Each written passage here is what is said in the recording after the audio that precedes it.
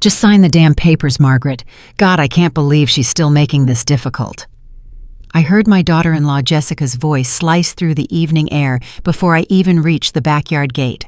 I'd driven 40 minutes to bring the peach cobbler I'd promised my son Robert for his birthday barbecue. The dish was still warm in my hands. I mean, why is she even still alive? The woman's, 72? Most people her age have the decency to just, Laughter followed, sharp, cruel, multiple voices. I should have left, driven home, pretended I'd never heard it. That's what the old Margaret would have done. The Margaret who'd raised Robert alone after his father died. The Margaret who'd worked 2 jobs to put him through college. The Margaret who'd given them $40,000 for their down payment. But I didn't leave. I walked through that gate.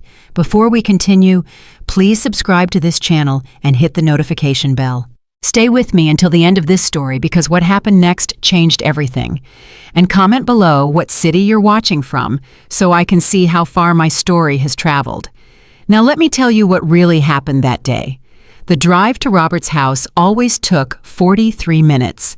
I knew because I'd timed it the first time I made the trip 6 months ago when they'd just moved in. When the house was still new, when they'd still pretended to want me there. I turned onto Maple Ridge Drive, and my stomach did that thing it always did now. That tight, anxious thing I refused to call fear. Their house was the third one on the left, the one with the blue door I'd helped pick out. "Mom, you have such good taste," Robert had said. Jessica had smiled and nodded. I should have noticed her smile never moved past her lips. I parked on the street. Their driveway was full. 4 cars I didn't recognize. One I did. Jessica's sister Amanda. She'd never liked me either. Something about the way she looked at me at the wedding, like I was a problem she'd have to solve eventually. I sat in my car for a minute. The cobbler was in a glass dish on the passenger seat, my mother's dish, the same one I'd used to bring Robert treats every week when he was in college, back when he'd answer my calls on the first ring, back when "I love you, Mom" didn't sound like a chore. My phone buzzed. A text from my neighbor, Carol.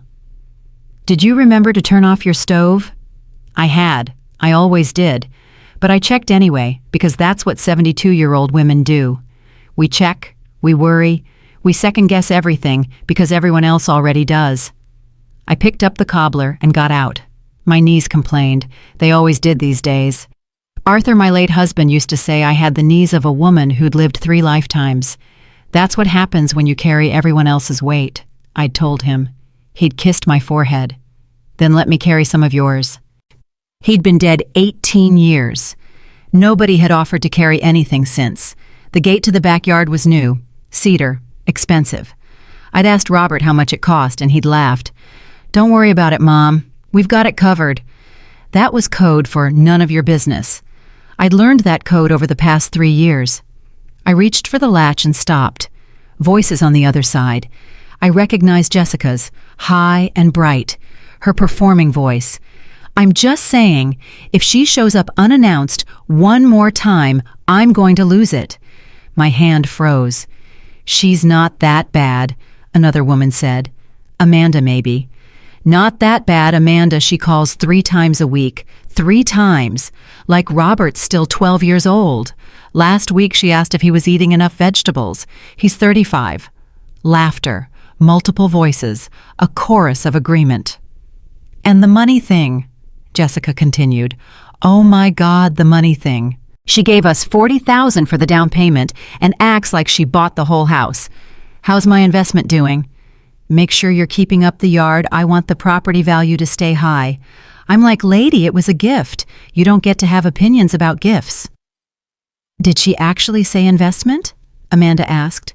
"Not in those words, but it's implied. Every time she comes over, she's inspecting, looking at what we've changed, what we've bought, calculating how we're spending her precious money. Robert needs to set boundaries. Robert needs to grow a spine." Jessica's voice went sharp.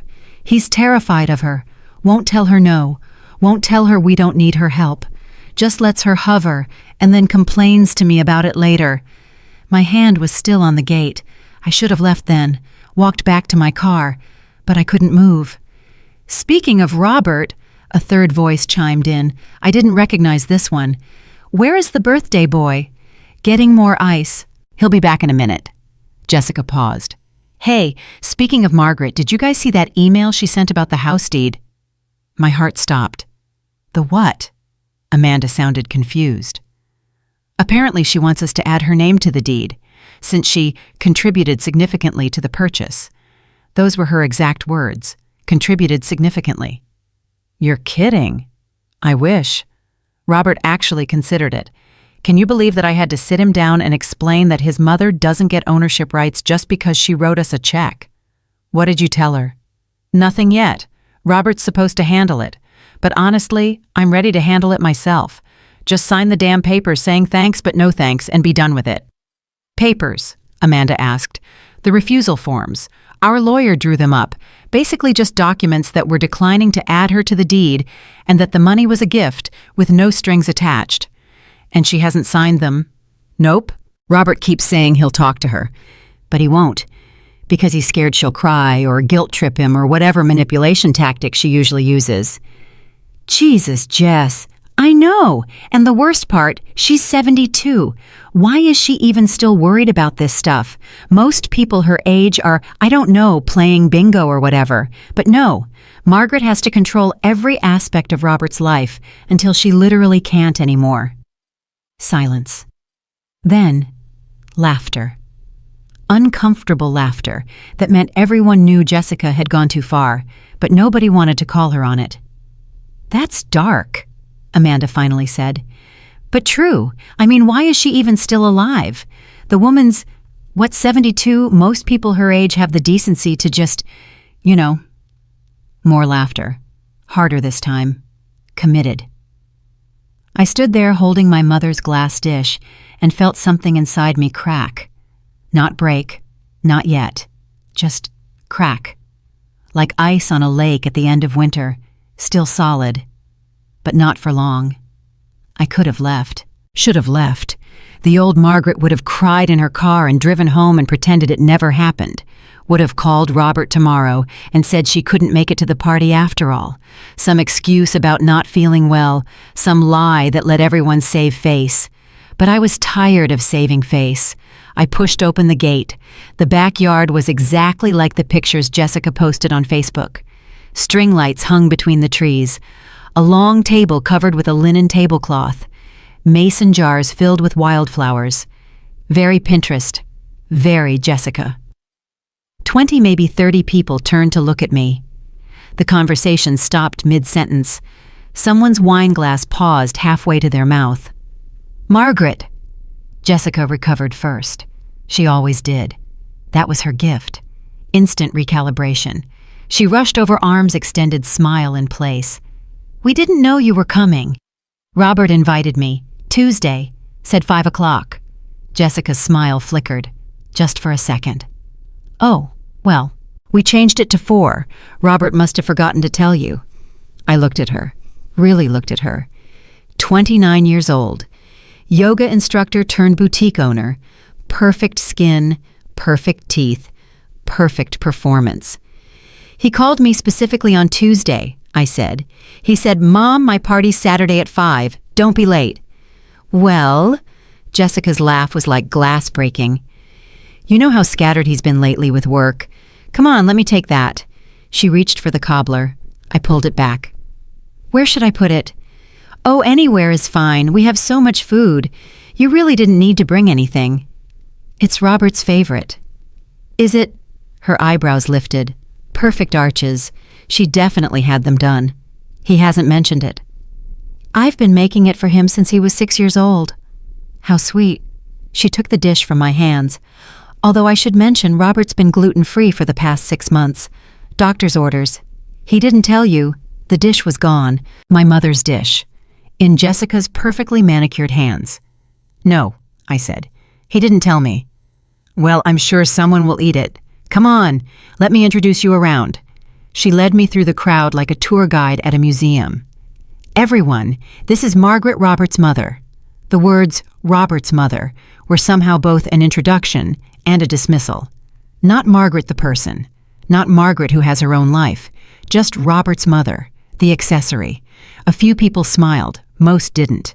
They knew who I was. They'd heard the stories, Jessica's version anyway.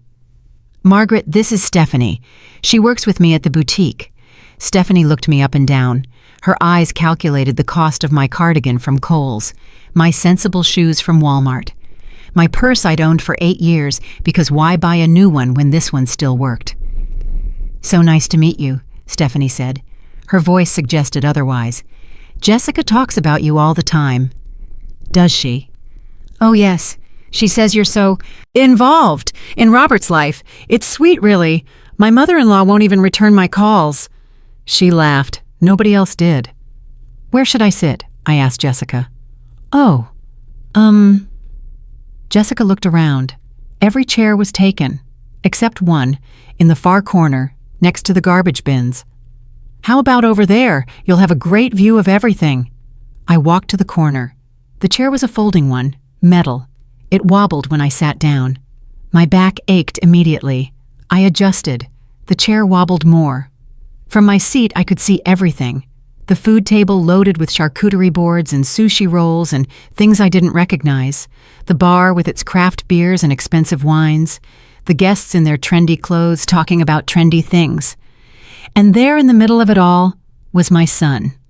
Robert came through the sliding glass door carrying a bag of ice. He was laughing at something someone had said. His hair was shorter than last time I'd seen him, styled. He was wearing a shirt I didn't recognize, expensive. He looked happy. He looked like a stranger. "Mom." He spotted me, and his face did something complicated. Surprise, guilt, annoyance, all in a flash. Then the smile, the performative smile he'd learned from his wife.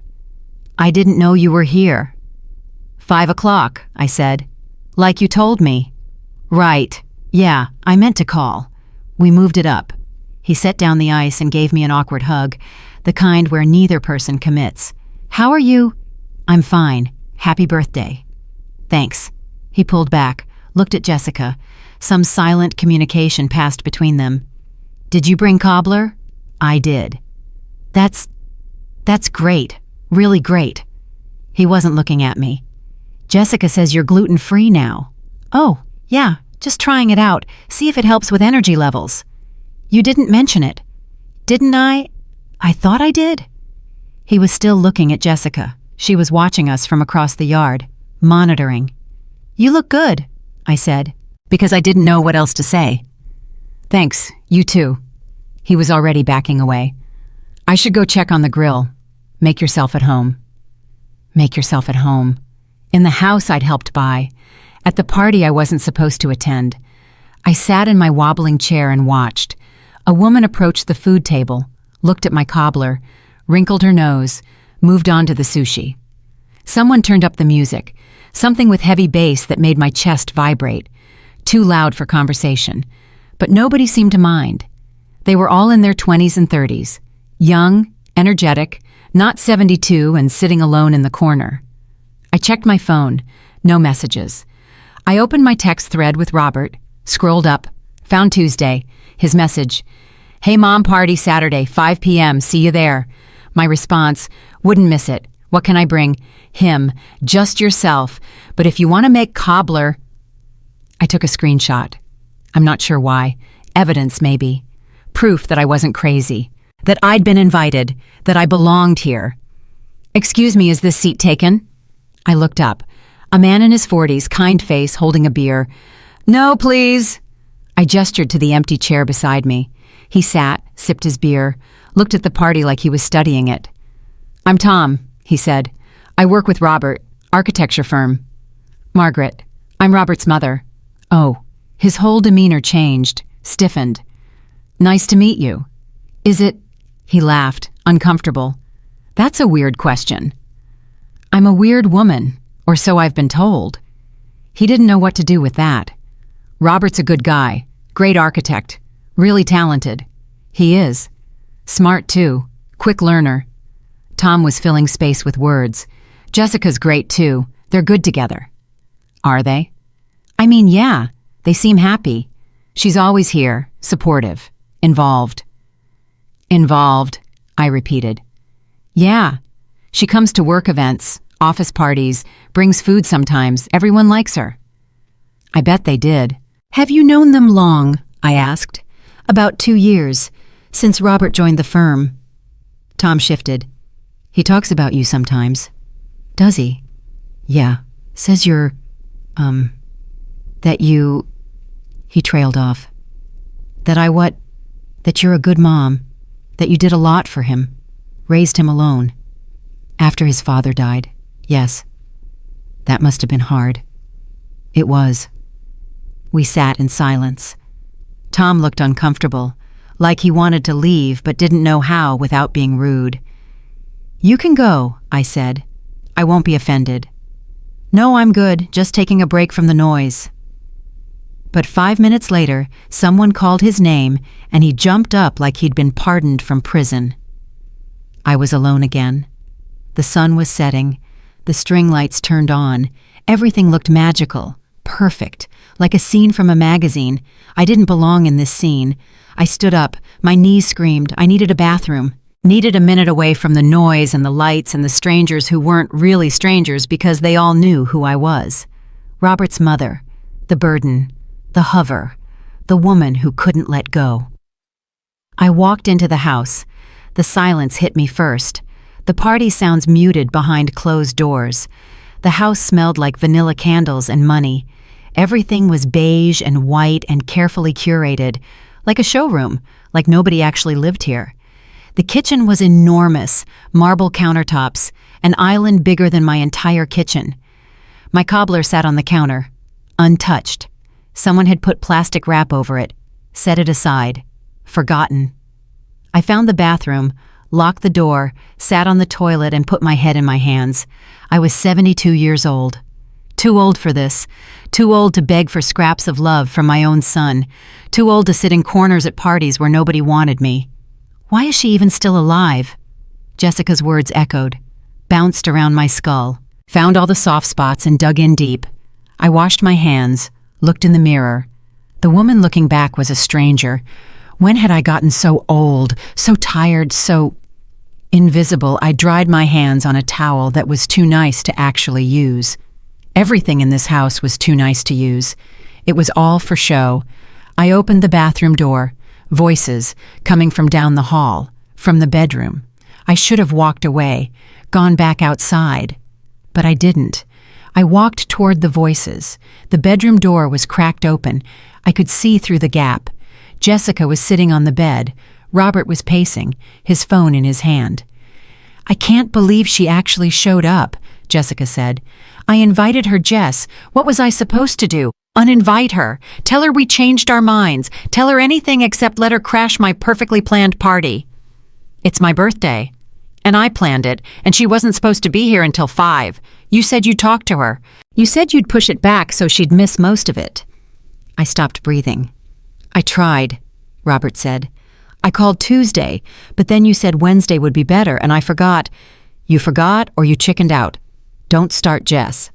"I'm not starting. I'm finishing. We had a plan. You were supposed to tell her 5 o'clock. We were supposed to be mostly done by then. A quick appearance, she brings her cobbler, she leaves. That was the plan." Plans change. No, Robert, you change, you fold, every single time. Your mother calls and you jump. She asks for money and you give it. She wants to be involved and you let her. When does it end? She's my mother. And I'm your wife. When are you going to start acting like it? I'd heard this before, or something like it. The same fight, different day. That's not fair, Robert said. Isn't it? She still calls you 3 times a week, still brings you food like you're going to starve, still treats you like you're 12 years old instead of 35. And you let her. She's just trying to help. She's trying to control. There's a difference. And until you learn that difference, we're going to keep having this exact same fight. Robert stopped pacing. What do you want me to do? I want you to set boundaries. I want you to tell her no. I want you to stop feeling guilty for having a life she's not the center of. I don't. You do.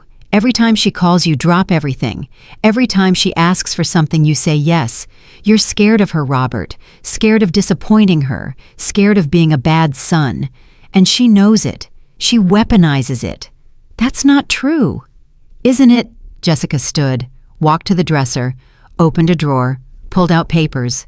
Then explain these. Jess, the deed papers, the ones she wants us to sign, adding her to the house title. Because apparently $40,000 means she owns part of our home. She didn't say that. She implied it. In that email. Given my significant financial contribution, I believe it's appropriate to discuss adding my name to the deed. That's a direct quote, Robert. She's just worried about her investment. It wasn't an investment. It was a gift. She gave us that money freely. No strings, no payback required. We didn't ask for it. She offered. I remembered that differently. I remembered Robert calling me 3 years ago. Mom, Jessica, and I found the perfect house, but we're short on the down payment, just by a little. I hate to ask. I remembered saying yes before he even finished the sentence. I remembered writing the check, $40,000, my retirement savings, gone in one signature. I remembered Robert hugging me. Thanks, Mom. I'll pay you back, I swear. Jessica kept talking. And now she expects what Quarterly Reports visiting writes, a room in the house. She never said she doesn't have to say it. It's how she operates. Give, then hold it over your head forever. Make you feel guilty for accepting what she freely offered. It's manipulation, Robert. You're being unfair. Am I? Then why haven't you signed the refusal papers our lawyer drafted them 2 months ago? All you have to do is give them to her and explain that we appreciate the gift, but we're not adding her to the deed. Why haven't you done it? Silence. Because you're scared. Jessica answered her own question. You're scared she'll cry, or guilt trip you, or make you feel like an ungrateful son. So instead you avoid her, make excuses, hope the problem goes away on its own. I'm not avoiding her. You literally told me yesterday you were dreading her coming to your birthday party, your own mother. You're dreading her. More silence. I just want one day, Robert finally said. His voice was soft, defeated. One day where I don't have to think about how to manage her, where I can just be happy without feeling guilty about it. Then give her the papers, set the boundary. Tell her the money was a gift and we're grateful, but it doesn't come with strings. And if she asks for it back, she won't. But if she does, then we give it back. We refinance. We figure it out without her. I backed away from the door. Quiet. Careful. My heart was pounding so hard, I thought they might hear it. I made it to the living room, to the photos on the mantel. Robert and Jessica's wedding, their honeymoon in Bali, their anniversary trip to Napa. I wasn't in any of them. I'd been at the wedding. Of course I had. Mother of the groom. I'd worn a purple dress Jessica had approved, sat in the second row, cried when they exchanged vows. But in the photos I was cropped out, edited away, erased. I picked up the wedding photo, studied it, looked for evidence of my existence, found the edge of my purple sleeve in the far right corner. That was all that remained. Margaret! I jumped, dropped the photo. It didn't break. Small mercies. Jessica stood in the doorway, her arms crossed. What are you doing? Looking at photos. I see that. Do you need something? I was using the bathroom. The bathroom is that way, she pointed, the opposite direction from the bedroom. I got turned around. Did you? It wasn't a question. Or were you listening to private conversations? My mouth went dry. I don't know what you mean. The bedroom door was open. You were standing there. I saw you. I was walking past. You were eavesdropping. She walked closer. How much did you hear? Nothing. I heard nothing. Liar. The word hung between us, sharp, cutting. I'm not.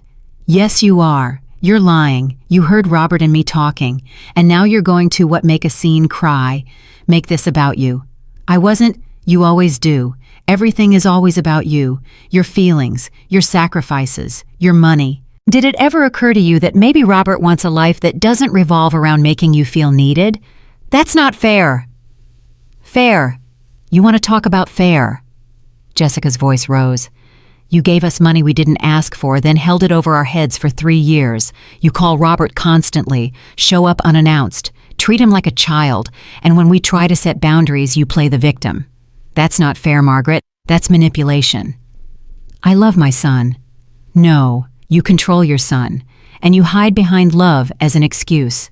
He called me, asked for the money.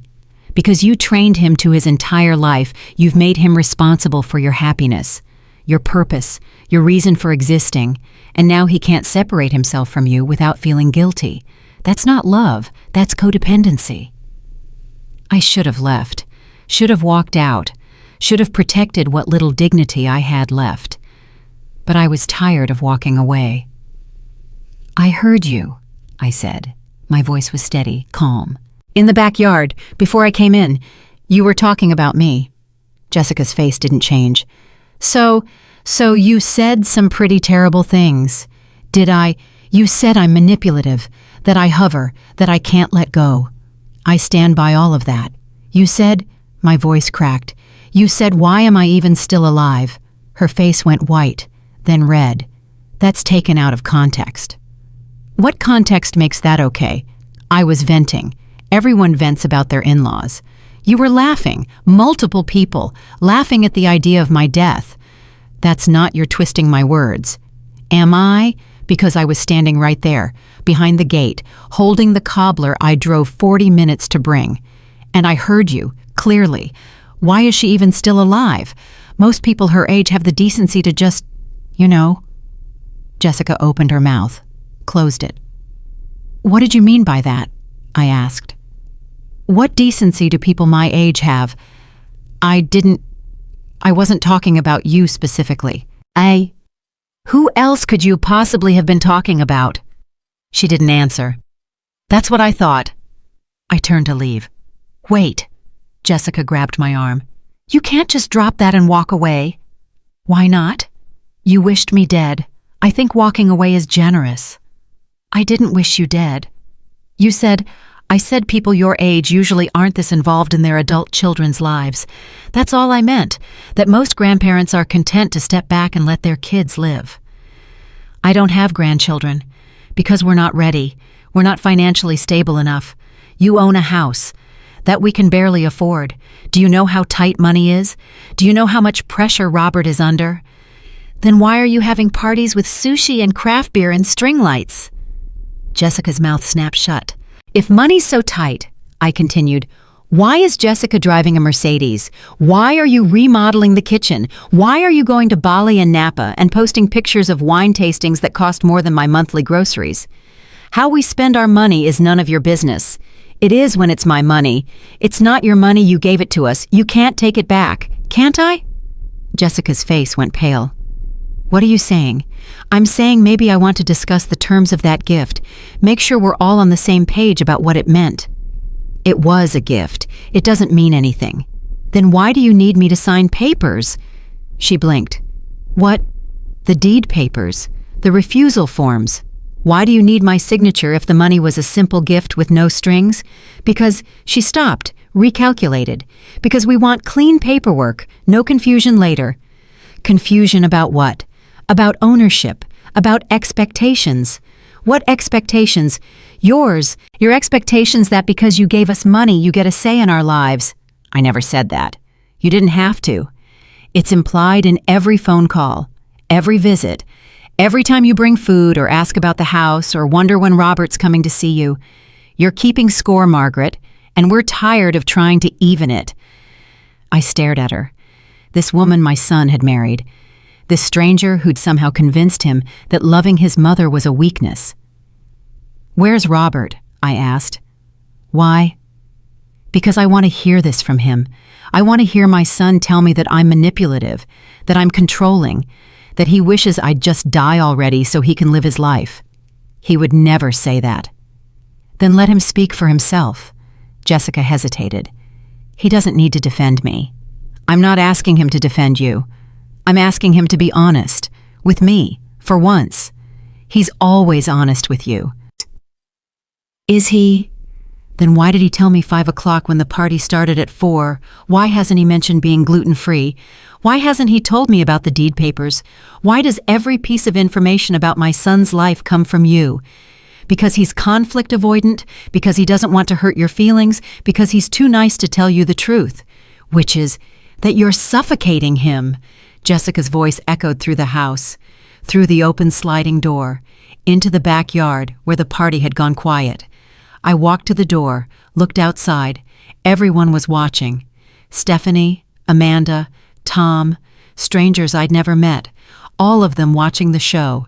And there in the middle of them all was Robert. He looked at me, at Jessica, at the ground. "Robert," I said, "come here, please." He didn't move. "Robert?" "Mom," he said. His voice was quiet. "Maybe we should talk about this later." "No, now. I want to talk about it now. You're making a scene." Am I? Or am I just finally asking for honesty? He walked toward the house, slow, reluctant, like a man walking toward his execution. "What's going on?" he asked. "Your wife and I were discussing the money I gave you, and apparently some papers I'm supposed to sign." His face went red. "Jess, don't blame her," I said. "Just tell me the truth. Do you want me to sign papers refusing any claim to the house?" He wouldn't look at me. "It's not like that." "What is it like?" "It's just paperwork, making things official." "What things?" "That the money was a gift, no strings attached." "And you think I've attached strings?" "No, I don't want there to be confusion later." "Confusion about what?" "About expectations." "What do I expect, Robert?" He finally looked at me. His eyes were wet. "I don't know, Mom. That's the problem. I never know what you want from me." The words hit like stones. "I want you to be happy," I said. "Do you want me to need you?" "Those aren't mutually exclusive." "Maybe they should be." He ran his hand through his hair. "I love you, Mom. I do. But I can't keep doing this." "Doing what?" "Feeling guilty for having a wife, for having a life, for not calling every other day or visiting every weekend or needing you to fix everything. I don't expect—" "Yes, you do. Maybe not out loud, but it's there. In every conversation, every disappointed sigh when I'm too busy to come over, every, 'oh, it's fine,' that clearly isn't fine. I'm trying to be supportive. You're trying to be essential, and I don't need you to be essential anymore. I need you to be my mom, from a distance." The backyard was silent, everyone watching, listening, recording probably. "So that's it?" I asked. "You want me to back off, stop calling, stop visiting? I want you to let me breathe.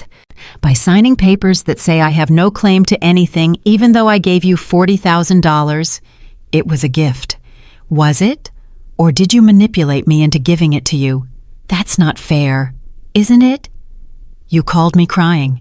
Said you'd found the perfect house but couldn't afford it. Said if only you had a little help, you could finally start your life with Jessica. What was I supposed to do? Say no. You could have, I'm your mother. Mothers don't say no. Maybe that's the problem. Robert's voice broke. Maybe you need to learn to say no, to set boundaries, to have a life that doesn't revolve around fixing mine. I stepped back. The world tilted. Mom, Robert said softly, I think you should go. What? Just for tonight. We can talk later, when everyone's calmer. I'm calm. You're yelling.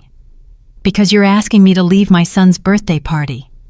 I'm not asking you to leave. I'm suggesting we take a break. Let things cool down. Cool down from what? From me hearing your wife wish I was dead, from me discovering you're making me sign legal papers, from me realizing my son is too much of a coward to have an honest conversation with his own mother. The backyard gasped, collective, shocked. Robert's face went hard. Don't call me a coward. Then stop acting like one. Tell me the truth. Do you want me in your life or not? He looked at Jessica, at the crowd, at me. Not like this, he finally said. The words landed like bullets. Not like this, I repeated. What does that mean? It means I want a mother, not a project manager, not someone who tracks my every move and judges my every choice and makes me feel guilty for being happy. I don't make you feel guilty. You do. You always have. Every sacrifice you made you reminded me of. Every dollar you spent you mentioned. Every choice I made that didn't include you, you questioned. That's not love, Mom. That's control. I looked at my son, this man I'd raised alone, this child I'd sacrificed everything for, this stranger who was looking at me like I was the problem. Okay, I said. My voice was steady, cold. I'll go. Mom. No, you're right. I should go. This is your party, your house, your life. I have no place in it. That's not what I meant. Isn't it? I picked up my purse, my phone. Enjoy your party, Robert. Enjoy your gluten-free life, your boundary-filled marriage, your mother-free existence. Mom, please don't. Don't what? Don't leave. Don't be hurt. Don't feel like I just spent the last 35 years raising a son who can't even defend me at his own birthday party. I walked toward the gate. Nobody moved. Nobody spoke. The silence was total. Jessica called after me. Margaret, wait, I'm sorry you misunderstood. I stopped, turned. I didn't misunderstand anything, I said. I understood perfectly. You want me gone. You want me silent. You want me to sign papers that absolve you of any debt or obligation or guilt. You want me to disappear. That's not... And Robert agrees. He just doesn't have the spine to say it directly. Margaret, save it, Jessica. You won. Congratulations. You got exactly what you wanted. I walked out, through the gate, down the driveway, past the cars, to my 12-year-old Honda sitting alone on the street. I got in, started the engine, sat there for a moment. My phone buzzed. Robert calling. I let it ring. It rang again, 4 times before he gave up. A text. Mom, please, let's talk. I'm sorry. I put the phone in my purse, put the car in drive, drove away from my son's house, my son's life, my son.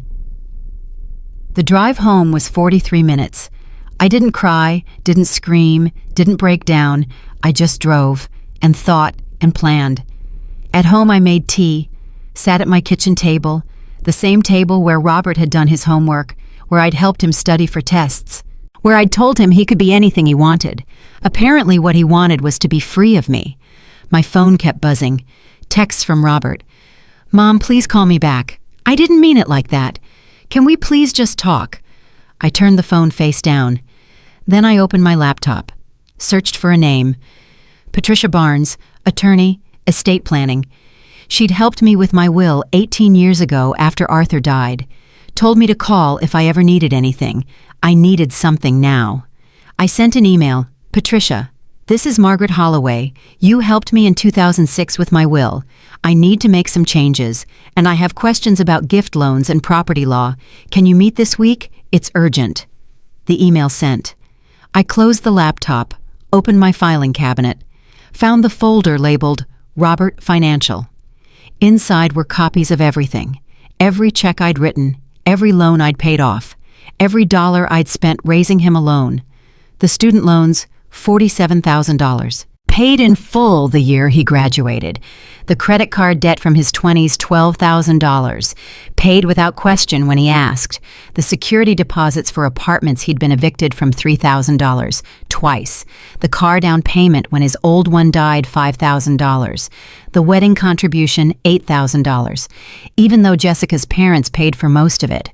The house down payment, $40,000. Total, $115,000. I'd given my son $115,000 over the course of his life. Money I'd saved working double shifts as a nurse. Money I'd scraped together cleaning houses on weekends. Money I'd gone without to make sure he had everything. And he thought I was controlling. I put the folder in my purse. Tomorrow I'd take it to Patricia. Tonight I'd sleep. But first I walked to the living room, looked at the photos on my mantel. Robert at 5, gap-toothed smile, holding a kite I'd bought him. Robert at 10, in his soccer uniform, the one I'd worked overtime to afford. Robert at graduation, cap and gown. No student debt because I'd handled it. Robert at his wedding, standing next to Jessica, looking happy, looking free. In every photo I was there, in the background, supporting, loving, invisible. I picked up the wedding photo, studied it, found myself in the reflection of a window behind the couple. A purple blur, a ghost. I set the photo face down. Then I went to the kitchen drawer, the one where I kept cards and letters, found the box labeled Robert. Inside were 35 years of Mother's Day cards, birthday cards, thank you notes. Best mom ever scribbled in crayon. I love you written in adolescent scrawl. Thanks for everything, I couldn't have done it without you, in his college handwriting. The most recent card was from 3 years ago, Mother's Day. The message, thanks mom, love Robert. No personalization, no specific memory, just generic thanks and generic love. I hadn't received a card since. I closed the box, put it back in the drawer. My phone buzzed again. Robert, Mom, are you okay? I'm worried. Please just let me know you got home safe. I picked up the phone, typed, I'm home, I'm fine. Don't call tonight. We'll talk when I'm ready.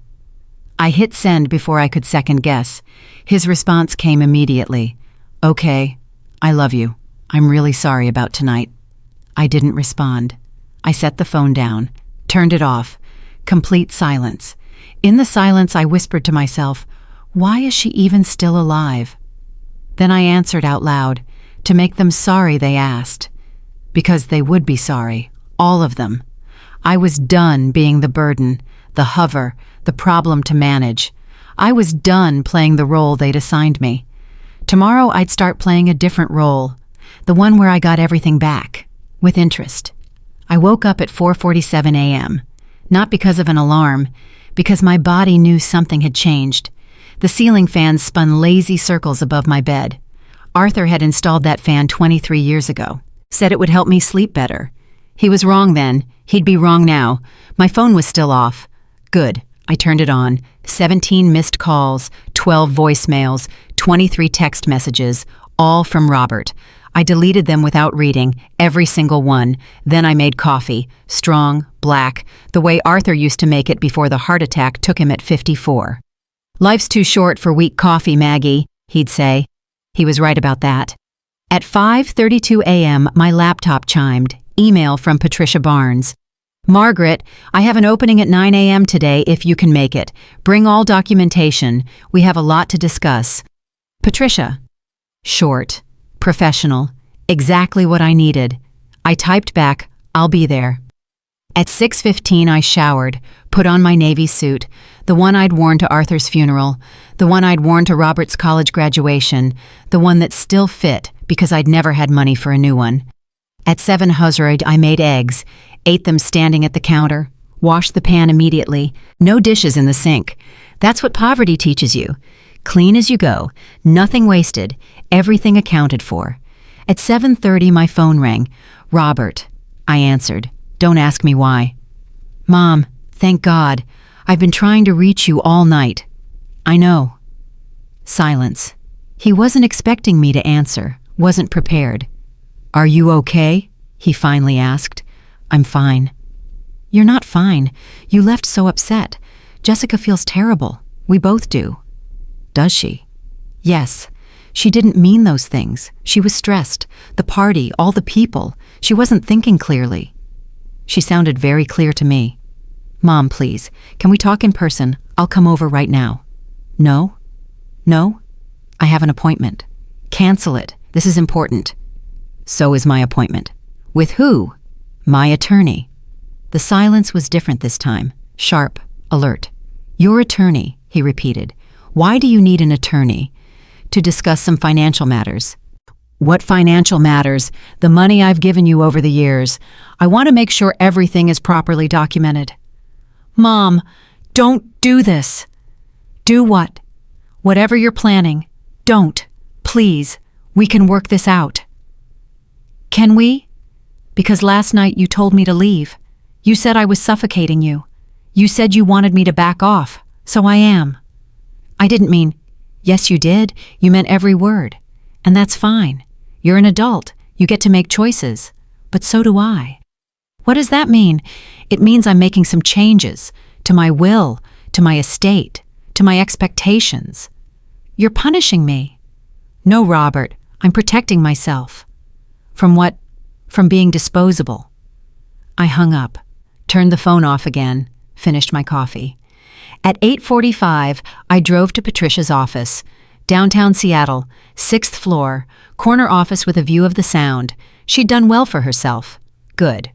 Patricia met me at the door. She was 68 now, sharp eyes, gray hair cut short. Expensive suit. She looked like someone who won. Margaret, come in. Her office smelled like leather and old money, bookshelves lined with legal texts, a mahogany desk that cost more than my car. She gestured to a chair. Tell me everything, she said. So I did. Every dollar, every loan, every sacrifice. The party, the overheard conversation, Jessica's cruel words, Robert's cowardice. Patricia took notes, didn't interrupt. When I finished, she looked up. How much total?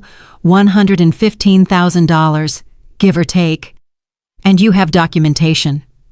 I pulled out the folder, spread the papers across her desk, bank statements, canceled checks, loan payoff confirmations, everything.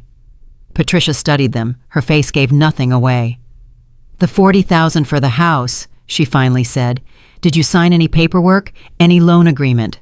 No, Robert said it was too formal, that he'd pay me back when he could. Verbal agreement only, yes. Witnesses, no. Just him and me on the phone. Patricia frowned. That's a problem. Why? Because in Washington state, verbal contracts over $10,000 are difficult to enforce. Without written documentation, it's your word against his. My stomach dropped. What does that mean? It means if he claims it was a gift, not a loan, you'll have a hard time proving otherwise. But it wasn't a gift. Do you have any texts, emails, anything in writing where he acknowledges it's a loan? I thought back, scrolled through my memory. I don't know. Maybe. We need to find them, today. Check your email, your texts, anything from the past 3 years that references paying you back. And if I can't find anything, Patricia set down her pen, then we have a fight on our hands, but not an impossible one. How the other payments, student loans, credit cards, security deposits, those are documented. We can argue a pattern of financial support with an expectation of repayment. Yeah, but you said, I said the $40,000 is tricky, not the rest. And even with the $40,000, we have options. Like what? Did you pay the money directly to the seller or to Robert? I wrote a check to Robert.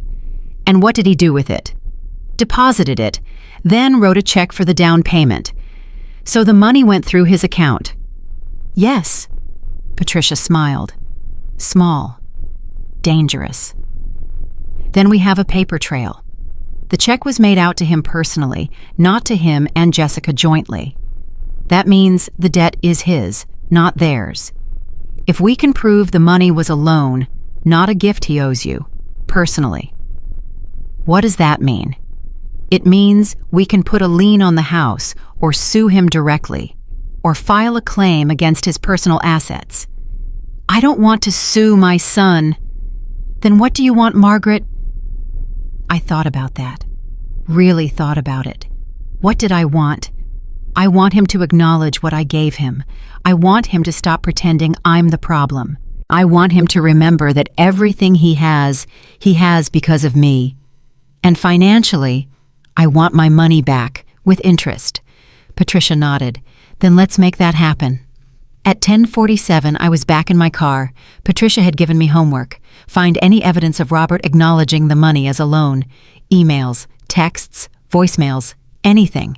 I drove to a coffee shop, ordered tea, opened my laptop, started searching my email. Search term, pay you back. 3 results. The first was from 4 years ago. Robert asking to borrow $5,000 for a car. I'll pay you back by Christmas, I promise. He never did. The second was from 3 years ago, right after I'd given him the $40,000. Thanks so much, Mom. I'll pay you back as soon as we're settled. You're a lifesaver. I took a screenshot. The third was from 2 years ago, me asking about repayment. His response, "Still working on it. Money's tight, but we haven't forgotten." Another screenshot. Search term loan. 7 results. Most were spam, but one was from Robert, 3.5 years ago. "Mom, I know it's a big loan to ask for, but Jessica and I are desperate. The house won't wait. Please." I'd responded, "It's not a loan, honey. It's an investment in your future."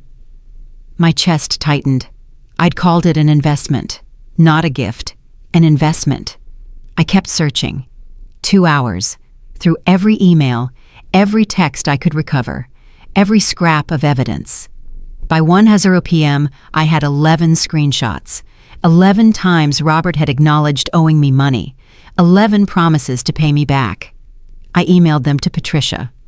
Her response came in 3 minutes. "Perfect. This is exactly what we need. Can you come back this afternoon, 3 p.m.? I want to draft a formal demand letter." I typed back, "I'll be there." At 2:15, my phone rang. Jessica. I stared at the screen. Let it ring. Then something made me answer. "Hello, Jessica." "Margaret." Her voice was different. Smaller. "Thank you for picking up. What do you want?" "I want to apologize for last night, for the things I said. I was out of line." "You were honest." "No, I was cruel. And I'm sorry. Robert's been a mess all day. He's worried about you. We both are." "Are you?" "Yes. Margaret, I know we got off on the wrong foot, but I don't want this to come between you and Robert. He loves you, you know that." "Does he?" "Of course he does. You're his mother. And you're his wife, who apparently wishes I was dead." "I never said that. You said people my age usually have the decency to just, what else could that mean?" Silence. "It was a figure of speech," she finally said. "Taken out of context. I would never actually wish you harm. Just out of Robert's life." "That's not Margaret. Can we please start over? Can we sit down and talk, just the two of us?" "Why?" "Because I think there's been a huge misunderstanding, and I think if we really talked, we could clear it up." "What's there to clear up?" "The money, the house, the expectations, all of it. I think we're on different pages, and it's causing unnecessary tension." "What page are you on, Jessica?" "I'm on the page where we're family, where we support each other, where past gifts don't come with future obligations." "Gifts. Yes, the money you gave Robert, that was a gift. Right." And there it was, the real reason for the call. "Why are you asking?" "Because Robert mentioned you're seeing an attorney, and I'm worried you're going to do something we'll all regret." "Like what?" "Like try to claim the money was a loan, like try to put a lien on our house, like try to punish Robert for having boundaries." I almost laughed. "Boundaries? Yes. Healthy boundaries between adult children and their parents. That's all we're asking for. And my money was a gift, given freely, no strings attached. You said so yourself in an email. It's not a loan, honey. It's an investment in your future. Remember?" She'd read my emails, of course she had. Robert had shown her. "An investment?" I said. "Not a gift." "Semantics." "No, Jessica. Legal distinction. Investments have expected returns. You can't be serious." "I'm meeting with my attorney in 45 minutes. I'm very serious." "Margaret, please. Think about what you're doing. You're going to destroy your relationship with your son over money. He destroyed our relationship when he let you mock me at his birthday party." "I wasn't mocking you. You were laughing about my death with a dozen witnesses. That is not what happened. It's exactly what happened. And now you're panicking because you realize I have legal recourse." "We'll fight this. Robert has rights too." "Does he?" "Let's see what my attorney says." I hung up. My hands were shaking. Not from fear, from rage, from satisfaction. She was scared. Good. At 3:00 p.m., I was back in Patricia's office. "I got your email," she said. "The screenshots are excellent. Very clear acknowledgement of debt." "So we can proceed?" "We can. I've drafted a demand letter. Read it. Tell me if you want any changes." She handed me 2 pages. Formal legal language. But the message was clear. Robert Holloway owed Margaret Holloway $115,000 in unpaid loans. He had 30 days to arrange repayment in full or face legal action, including liens on shared property, garnishment of wages, and a civil lawsuit. "This is strong," I said. "It needs to be. We're making a statement." "What happens when he gets this? He'll panic. He'll call you. He'll probably call me. He'll try to negotiate. And if he doesn't pay, then we file in Superior Court. We put a lien on the house. We make this public. We make this expensive. I don't want to bankrupt him." "You won't. The house has equity. He can refinance, take out a loan, sell if necessary. He has options. But he needs to understand you're serious." "I am serious." "Then sign here." She pushed the letter across the desk, a pen beside it. I picked up the pen, held it over the signature line. "Once you sign this," Patricia said, "there's no going back. This changes everything between you and Robert." "It's already changed. This makes it legal, official. This makes it war." I thought about Robert's face last night, the way he'd looked at me, like I was the problem, like I was the embarrassment, like I was disposable. I signed. Patricia took the letter, sealed it in an envelope. "I'll send this certified mail. He'll have it by Wednesday." "Good."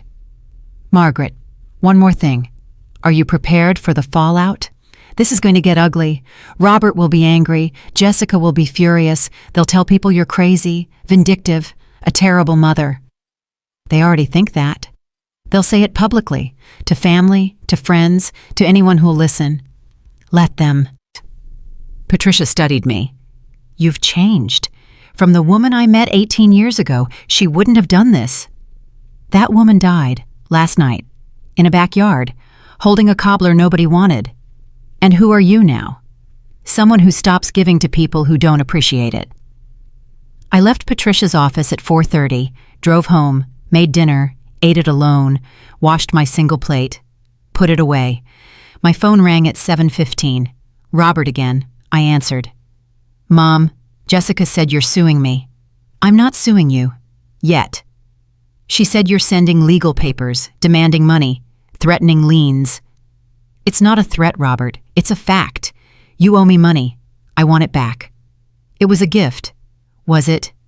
"Because I have 11 emails where you call it a loan, where you promise to pay me back, where you acknowledge the debt." Silence. "Robert, those were just... I was being polite, expressing gratitude. By promising repayment, that's an odd way to say thank you." "Mom, please, we can't afford this. We're barely making mortgage payments as it is." "Then you shouldn't have bought such an expensive house. You told us to. You said it was a good investment. It was, for you, not for me. I invested $40,000. I'd like my return now." "I don't have $40,000. Then get it. Refinance. Take out a loan. Sell the house. I don't care how. But you have 30 days. 30 days, Mom, that's insane." "What's insane is a 35-year-old man who takes $115,000 from his widowed mother and then lets his wife wish her dead." "Jessica didn't."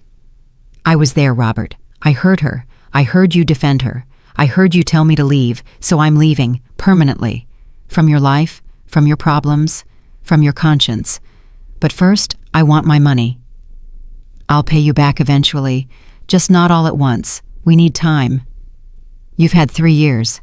We've been getting settled, building our life. We were going to pay you back once we were stable. You are stable. You have jobs. You have a house. You have equity. You're just choosing not to pay me back because you'd rather spend money on Bali vacations and kitchen renovations. How do you..." I looked, Robert, at your Facebook, at your Instagram, at all the photos of your wonderful life funded by my retirement savings. "This is crazy. You're acting crazy." "No, I'm acting rational. Finally, after years of being your personal ATM. I'm your son. And I'm your creditor. 30 days, Robert. Or I file a lien on your house." I hung up. The phone rang immediately. I turned it off, sat in the silence of my empty house, my empty life, my empty bank account that used to have $115,000 more in it. But I didn't feel empty. I felt full, for the first time in years. At 9:00 p.m., someone knocked on my door. I looked through the peephole. Robert, his face red, his eyes wild. I opened the door. "Mom, we need to talk." "No, we don't." "Yes, we do. You can't do this. You can't sue your own son." "I haven't sued you yet. I've made a legal request for repayment." "It's the same thing." "No, Robert. Suing you is what happens if you ignore the request." "I'm not ignoring it. I'm telling you I can't pay. Not all at once. Then we'll set up a payment plan. $10,000 a month for a year. I'm flexible." $10,000 a month. We don't have that. Sell the Mercedes. That's Jessica's car. That I helped pay for, indirectly, with the money I gave you that freed up your income for luxury vehicles. You're being unreasonable. I'm being a creditor. This is how debt works, Robert. You borrow, you pay back. It's very simple. Not when the lender is your mother. Why should that matter? You wanted me to back off, to give you space, to treat you like an adult, so I am. Adults pay their debts. He ran his hands through his hair, paced on my porch. "Jessica said you called the money an investment." "I did. Investments don't get paid back. They pay dividends, or they fail. You took a risk. And I'm calling in my shares. I want my equity, with interest." "Interest. 3% annual. That's generous. Banks charge more." "You're not a bank." "No, I'm worse. I'm a mother who spent 35 years investing in a son who can't even defend her at a party." Robert stopped pacing, looked at me. "Is that what this is about last night?" "Last night was clarifying, but this is about 18 years of financial support with no acknowledgement, no gratitude, no respect." "I'm grateful. Show me, pay me back." "I can't. Then lose the house. It's that simple." "You'd do that? You'd force us to sell our home. You'd let your wife wish me dead. We all make choices." He stared at me. "I don't even know who you are anymore." "Good. That makes two of us." I closed the door, locked it, watched through the peephole as he stood there, defeated, broken.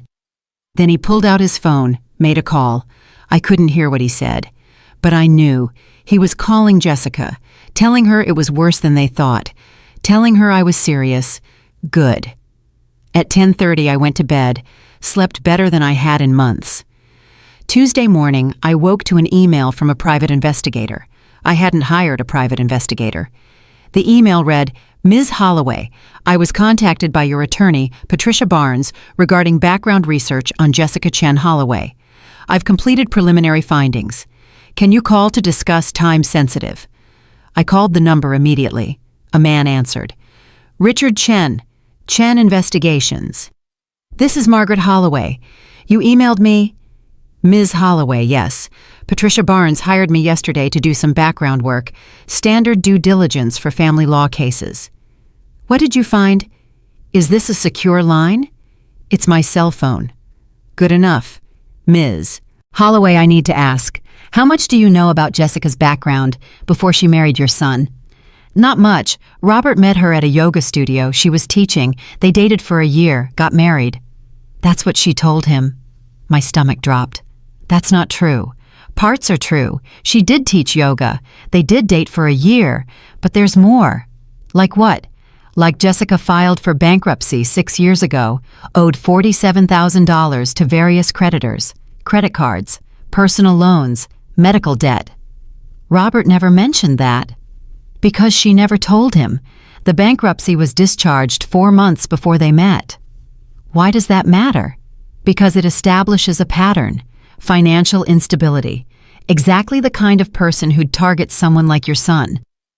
Target Ms. Holloway.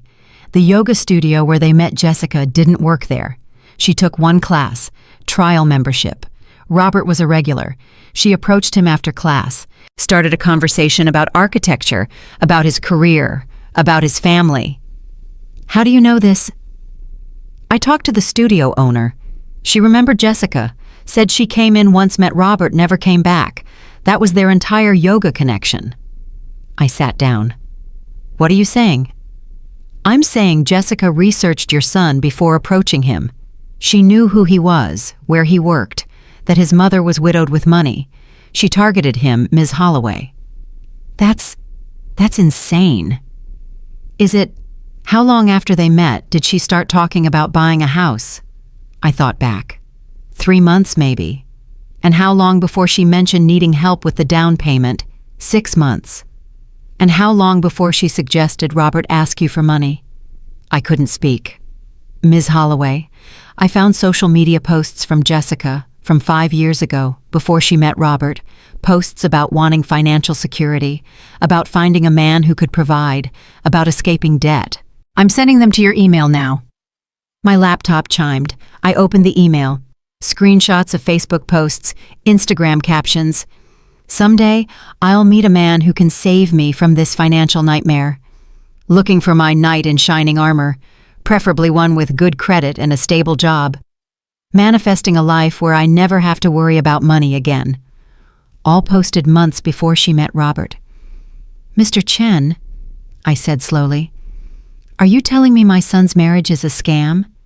I'm telling you Jessica had $47,000 in discharged debt and your son suddenly needed $40,000 for a down payment. I'm telling you she waited exactly long enough to establish legitimacy before asking for money. I'm telling you people like her do this. Find lonely, successful men with family money. Marry them, drain them, move on. But they've been married 3 years. The long game, establish credibility, make it look real, then start the extraction. The house, the cars, the renovations, all funded by you, through him. Does Robert know? I doubt it. Men like your son don't want to know. They want the pretty wife, the perfect life, the fantasy. Admitting she's using him would mean admitting he's a fool. What do I do? That depends. Do you want to save your son or get your money back? Both. Then we need to move fast, because based on what I've found, Jessica's already planning her exit strategy. What exit strategy? The deed papers, the ones she wants you to sign saying the house money was a gift. She's covering her tracks, making sure when she divorces him, she gets half the house with no claims against it. She's setting up the final extraction. Divorce. It's the end game. Get the house, secure the assets, file for divorce, walk away with half. I've seen it 100 times. I couldn't breathe. How do you know she's planning divorce? I have a contact at Morrison & Brennan, your son's firm. Jessica's been meeting with a divorce attorney for 2 months. Different firm. Downtown. She's preparing Ms. Holloway, and your son has no idea. The room spun. Send me everything. Every piece of evidence. Every document. Every screenshot. I'll have a full report by end of day, but Ms. Holloway, you need to tell Robert before she makes her move. No. No. If I tell him, he won't believe me. He'll think I'm trying to sabotage his marriage. I need proof he can't deny. What kind of proof? The kind that shows him exactly who he married. And then what? Then I save my son and get my money back, with interest. Richard's report arrived at 4:47 p.m. Tuesday. 63 pages, every page a knife. I sat at my kitchen table and read every word, every screenshot, every receipt. Jessica Chen had lived 3 lives before she met my son. Life 1, college dropout with $70,000 in student loans, defaulted after 2 years. Life 2, failed boutique owner who'd bankrupted her business partner, lawsuit pending when she filed for personal bankruptcy. Life 3, yoga instructor who slept with a married client. His wife found out. Jessica lost her job, lost her apartment, lost everything. Then she found Robert. I stared at a photo Richard had included. Jessica at a coffee shop, laptop open, screen visible in the reflection of the window behind her. She was on LinkedIn, looking at Robert's profile, 3 weeks before their chance meeting at the yoga studio. My hands shook. Not from age, from rage. My phone rang at 5:15. Patricia, did you get Richard's report? I'm reading it now. Then you know. I know my son married a con artist. We need to move carefully, Margaret. This information is explosive, but we have to present it the right way. What way? Robert won't want to believe it. Men never do. We need irrefutable proof, something he can't explain away. Like what? like catching her in the act, like proving she's still planning to leave him, like showing him exactly who she is before she can spin it. How Richard's still investigating. He thinks Jessica's divorce attorney is James Kowalski, big firm, expensive, specializes in high-asset divorces. How expensive? $2,500 an hour, $50,000 retainer. Where would Jessica get $50,000? Silence. Then Patricia said, "That's an excellent question." At 6:30, I called Richard back. "Can you access Jessica's bank records?" "Not legally." "What about Robert's?" "If he gives permission." "He won't. Not yet." "What can you access legally?" "Public records, court filings, social media, property records. I can follow the money trail, see where it leads." "Do it. I want to know where she got $50,000 for a divorce lawyer." "On it." I hung up and made tea. Earl Grey, the kind Arthur liked. I hadn't made it in years. Didn't know why I was making it now. Maybe because everything was falling apart and tea was something I could control. My phone buzzed. Text from Robert. "Mom, please, can we talk? Just you and me, no lawyers, no Jessica, just us." I stared at the message. The just us stung. When had it ever been just us since Jessica arrived? I typed back, "Wednesday, 10 a.m., my house." His response came immediately. "Thank you, I love you." I didn't respond to that. At 7:45, my doorbell rang. I wasn't expecting anyone. Through the peephole, a woman. 50s, expensive coat. I didn't recognize her. I opened the door with the chain still on. "Can I help you?" "Margaret Holloway." "Who's asking?" "My name is Diane Chen. I'm Jessica's mother." My stomach dropped. "What do you want?" "5 minutes of your time, please. It's important." I almost closed the door, but something in her face stopped me. She looked tired, scared, desperate. I unhooked the chain. She stepped inside, looked around my small house, my old furniture, my worn carpet. "Thank you for seeing me," she said. "How did you find my address?" "Jessica mentioned it once. I remembered the street name, found you in the phone book." People still use phone books. People my age do. She smiled, sad. "Can we sit?" We sat at my kitchen table, the same table where I'd read Richard's report an hour ago. "Tea," I offered. "No, thank you. I won't take much of your time." She folded her hands. "I came to apologize for my daughter." I didn't speak. "I know about the party, about what she said. Robert called me yesterday, told me you're asking for money back, taking legal action." "Is that why you're here, to convince me not to?" "No, I'm here to tell you you're right to do it." That I wasn't expecting. "What?" "You're right. About Jessica, about the money, about everything." Diane's eyes filled. "My daughter is not a good person, Mrs. Holloway, and I'm sorry. So sorry you got caught in her web."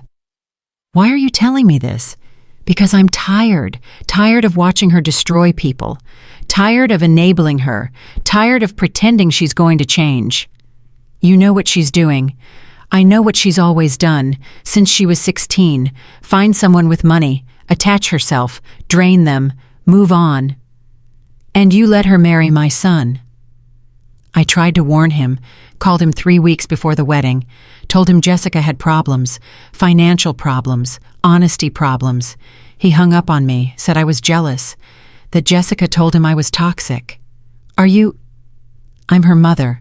I love her, but I also know her, and I know this won't end well for Robert. It's already not ending well." Diane nodded. "She's planning to divorce him. You know that. I found out today. She told me last month, said she's been setting it up for 6 months, getting documentation, meeting with lawyers, preparing to take everything. Everything. The house, the cars, half his retirement, half his earnings. She's going for maximum extraction." "Why are you telling me this?" "Because you're trying to protect your son, and I'm trying to protect what's left of my conscience." She pulled an envelope from her purse. "This is everything I have. Bank statements, emails, text messages where Jessica admits what she's doing. It's all here." She pushed the envelope across the table. I opened it. Inside were printouts. Dozens of them. A text from Jessica to her mother. 3 more months and I'm done. Half the house equity alone should be 200 grand. An email, Mom, don't worry about me. Robert's loaded. Well, his mom is. Same thing. Another text, can't wait to be free. This marriage is exhausting. I looked up at Diane. Why now? Why give me this now? Because she's my daughter. But you're a mother too, and no mother should watch her child be destroyed, even if that child is mine doing the destroying. What do you want from me? Nothing. Just stop her, please, before she does to Robert what she did to Michael. Who's Michael? Her first husband. You didn't know. My blood went cold. Jessica was married for 14 months, 8 years ago. Michael was a software engineer, made good money. She married him, took out credit cards in his name, ran up $70,000 in debt, filed for divorce, left him with nothing. Robert doesn't know this. Jessica told him she'd never been married, never been engaged, that he was her first real love. That's a lie. Everything about Jessica is a lie. Diane stood. I should go. I just wanted you to have the truth.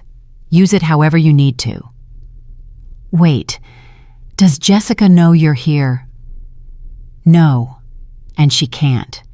If she finds out I gave you this, she'll cut me off completely. She's all I have left. My husband died. My other daughter doesn't speak to me. Jessica is it. Even if she's terrible, she's mine. I understand.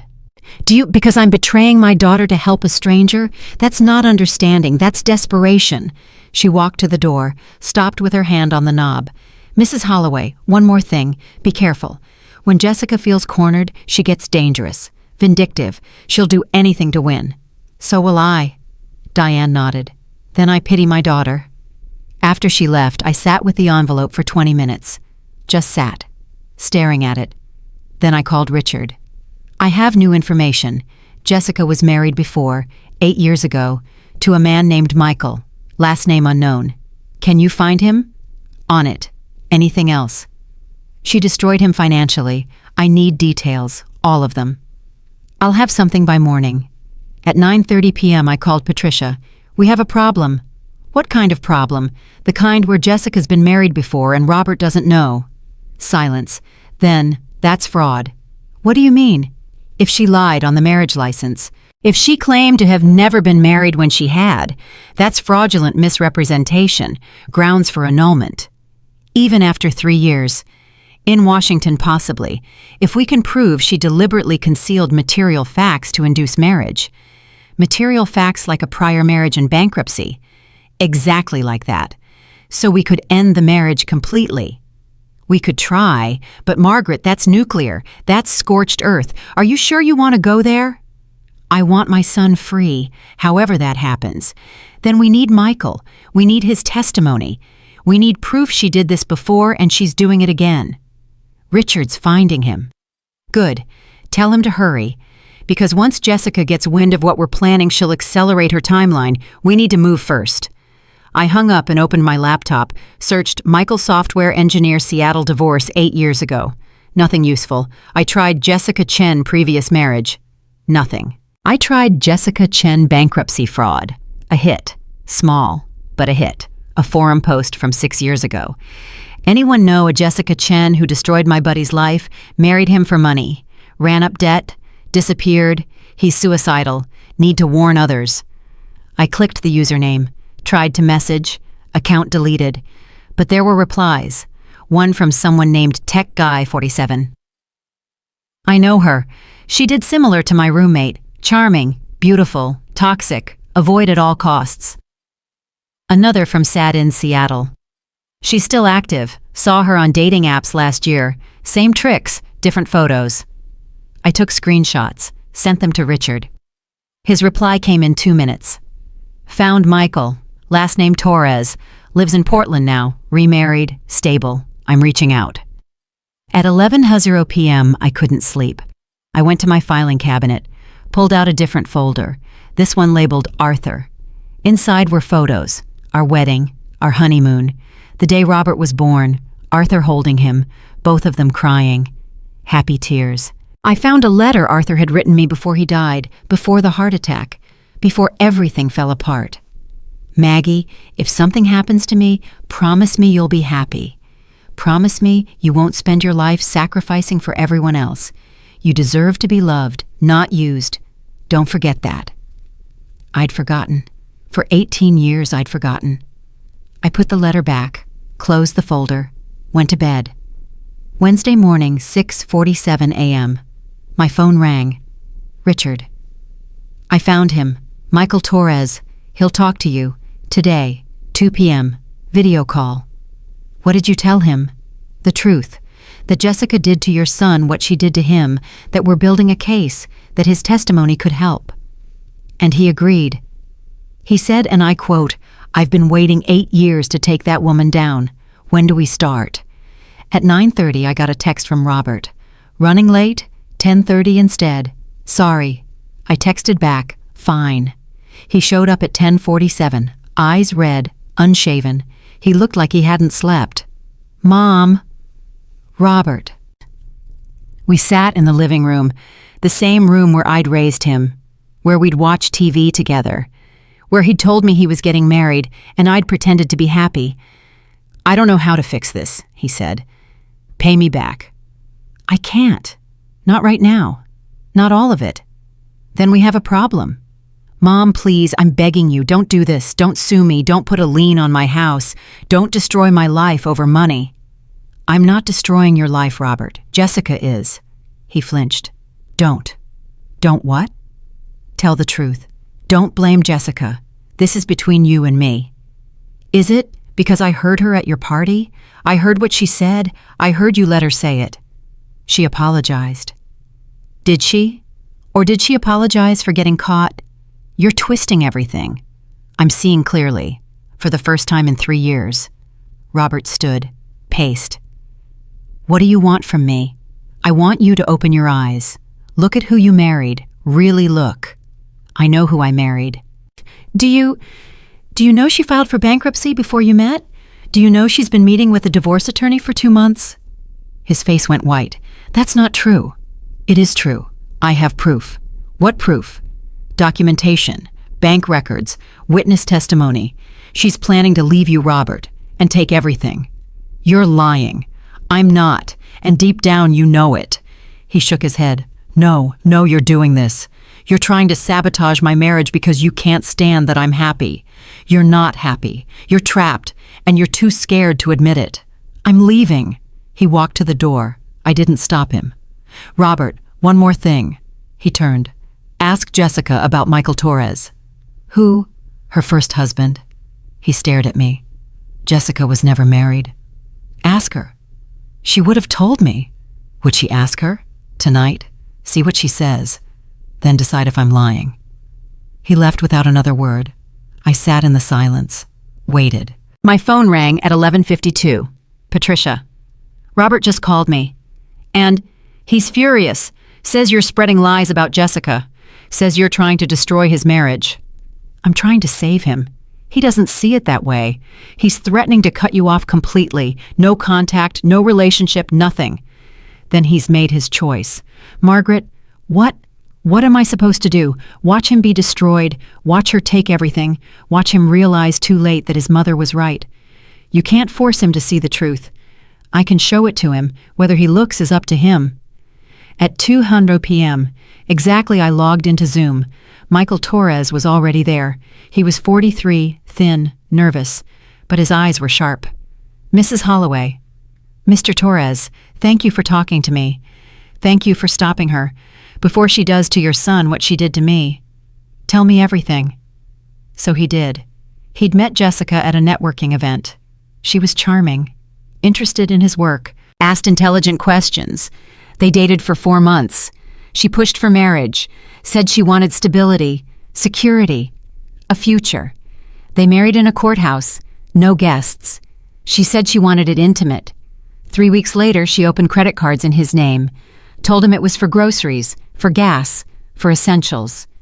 6 months later, he got collection notices, $70,000 in debt. She'd been shopping, traveling, spending on things he never saw. He confronted her. She cried, said she had a problem, needed help, promised to stop. She didn't stop. She got worse. At 10 months, he found out she was cheating. With his boss, his married boss. At 12 months, she filed for divorce, took half of everything, left him with all the debt. I almost killed myself, Michael said. His voice cracked. I stood on a bridge for 3 hours, couldn't see a way out. What stopped you? My sister. She found me, talked me down, got me into therapy. It took 4 years to rebuild my credit, 6 years to trust again, 8 years to tell this story without shaking. I'm sorry. Don't be sorry. Stop her. That's all I want. Stop her from doing this again. Will you testify in court if it comes to that? I'll do more than testify. I'll stand on a street corner with a sign if it helps. Whatever you need. After the call, I sat with my hands folded, breathing, thinking, planning. My phone buzzed. Text from unknown number. Stop digging, Margaret, or you'll regret it. I stared at the message. No name, no context. I knew who sent it. I replied, come say that to my face. 3 dots appeared, disappeared, appeared again. Then 223 Maple Ridge Drive. Tomorrow, noon. Just you and me. Jessica's house. My son's house. The house I'd helped buy. I typed back, I'll be there. At 4:30, Richard called. Bad news. Jessica knows we're investigating. How? Not sure. But she just hired a private investigator of her own. Guy named Marcus Webb. Expensive. Thorough. He's good. What's he looking for? Anything to discredit you. Anything to make you look unstable. Vindictive. So she can spin this as a crazy mother-in-law trying to destroy her son's happiness. Let him look. I have nothing to hide. Everyone has something to hide, Margaret. Are you sure there's nothing in your past she could use? I thought about that. My marriage to Arthur. My job as a nurse. My quiet life. Nothing. What about money? Any questionable transactions? Any large withdrawals? Anything that looks suspicious? I gave my son money. That's not suspicious. That's called being a mother. To you. To a jury, it might look like control, like manipulation, like using money as leverage. I am using money as leverage. Exactly. Which is why we need to be careful. Jessica's going to paint you as the villain. We need to paint her as the criminal. At 6:15, Robert called.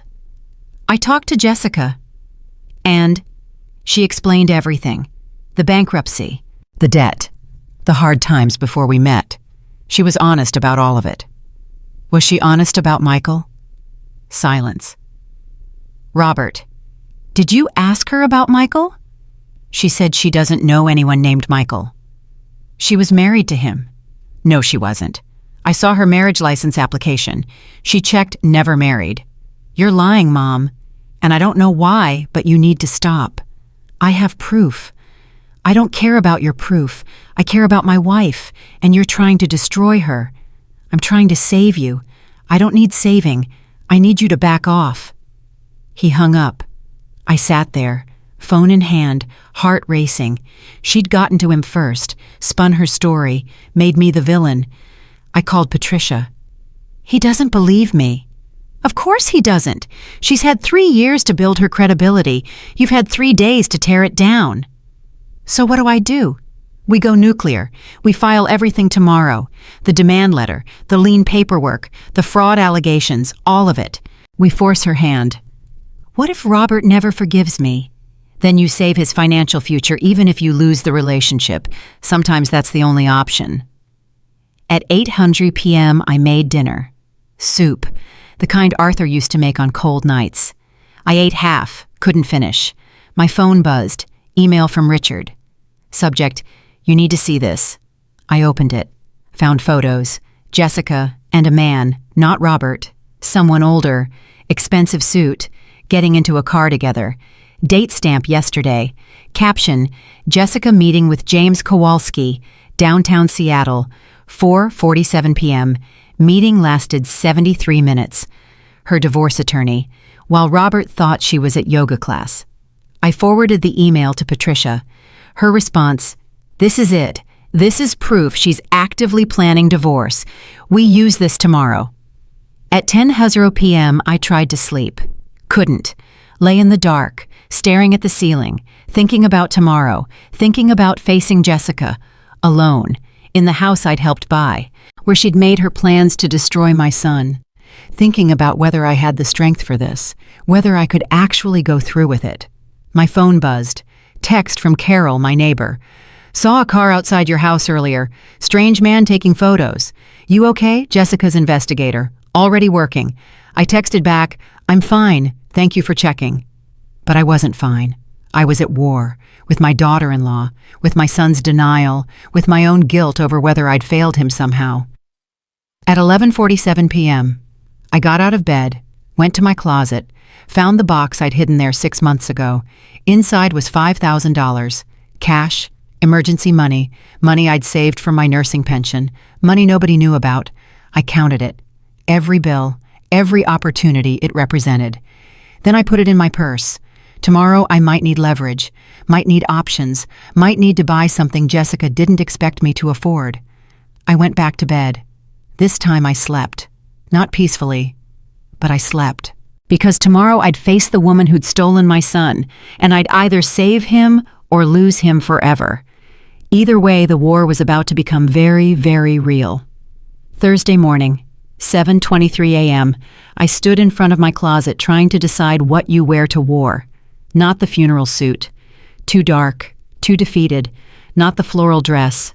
Too soft, too motherly. I chose the gray blazer Arthur bought me for my 50th birthday. You look like someone who means business, he'd said. 22 years later, I still did. I paired it with black slacks, low heels, my grandmother's watch, the one that still worked even though she'd been dead 30 years. At 8:14, Patricia called. Are you sure about this meeting Jessica alone? She asked for just the two of us. I'm honoring that. It's a trap, Margaret. I know. Then why go?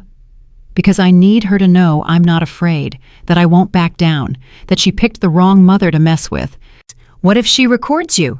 What if she tries to provoke you into saying something she can use against you? Let her record. I'll be saying the truth. She's the one with secrets. Just be careful. Don't threaten her. Don't lose your temper. Stay calm. Stay factual. I've been calm for 72 years. I think I can manage 2 more hours. At 9:30, I ate toast. Dry.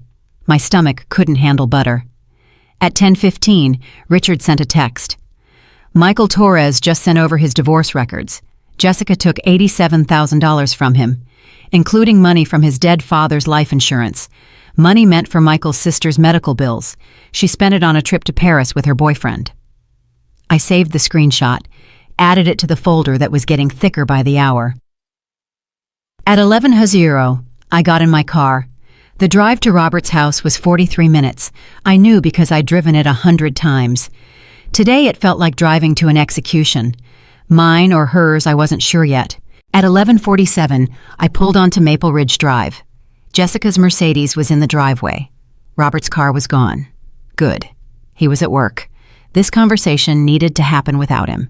I parked on the street, checked my phone, text from Robert. Mom, please don't go to the house. Jessica's upset. Let's all cool down. We can talk this weekend.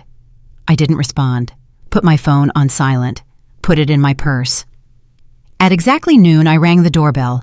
Jessica opened it immediately, like she'd been waiting. She looked different. No makeup, hair in a messy bun, yoga pants and an oversized sweater, playing the casual, comfortable wife at home. The performance was intentional. Margaret, thank you for coming. Jessica. She stepped aside. I walked in.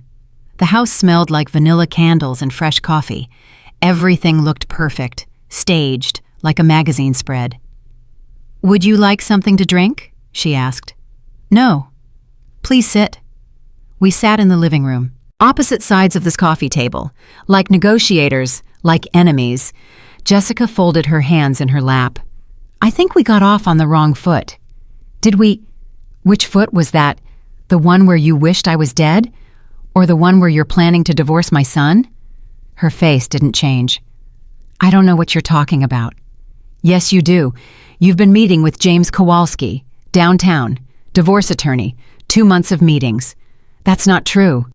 I pulled out my phone, showed her the photo Richard had sent, her and Kowalski getting into a car, date stamp clear. She glanced at it. That's not what it looks like. What does it look like? He's helping me with a legal matter, unrelated to Robert. What legal matter? That's private. Nothing about you is private anymore, Jessica. I've done my research.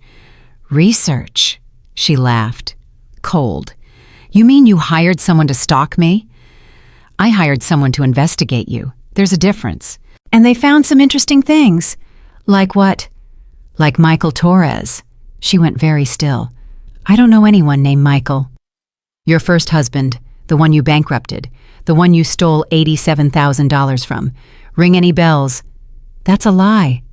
I have divorce records, bank statements, his testimony. He's willing to go on record, willing to testify that you did to him exactly what you're doing to Robert. Jessica stood, walked to the window. You need to leave. I'm not done. Yes, you are. This conversation is over. Sit down, Jessica. She turned. Her eyes were hard. Excuse me.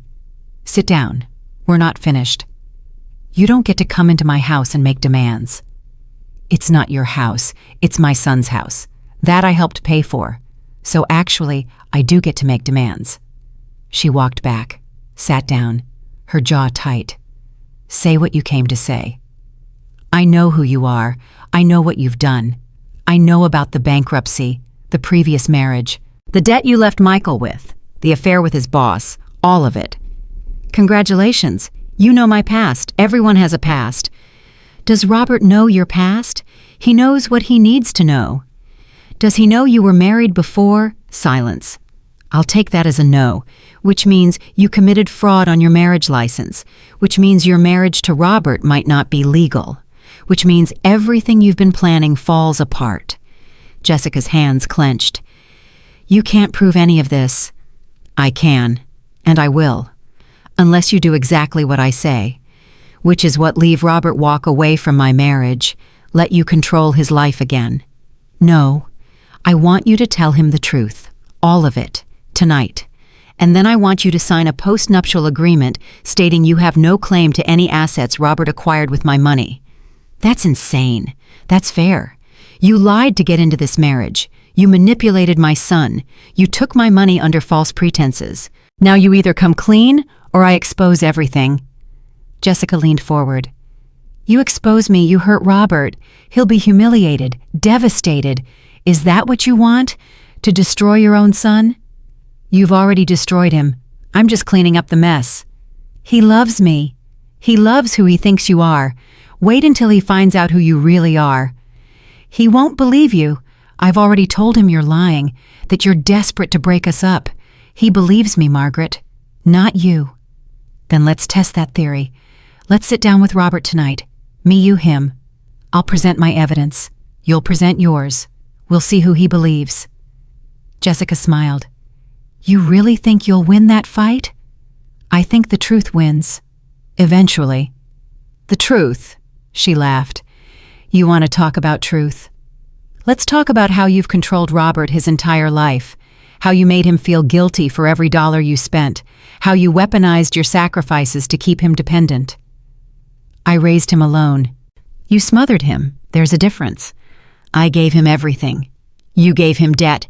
Emotional debt he can never repay. That's your truth, Margaret. You're not the hero of this story. You're the villain. I stood. I'm the woman who worked 2 jobs so my son could go to college. I'm the woman who paid off his student loans so he could start his career debt-free. I'm the woman who gave him $40,000 for a house he couldn't afford. What are you, Jessica? Besides a liar and a thief.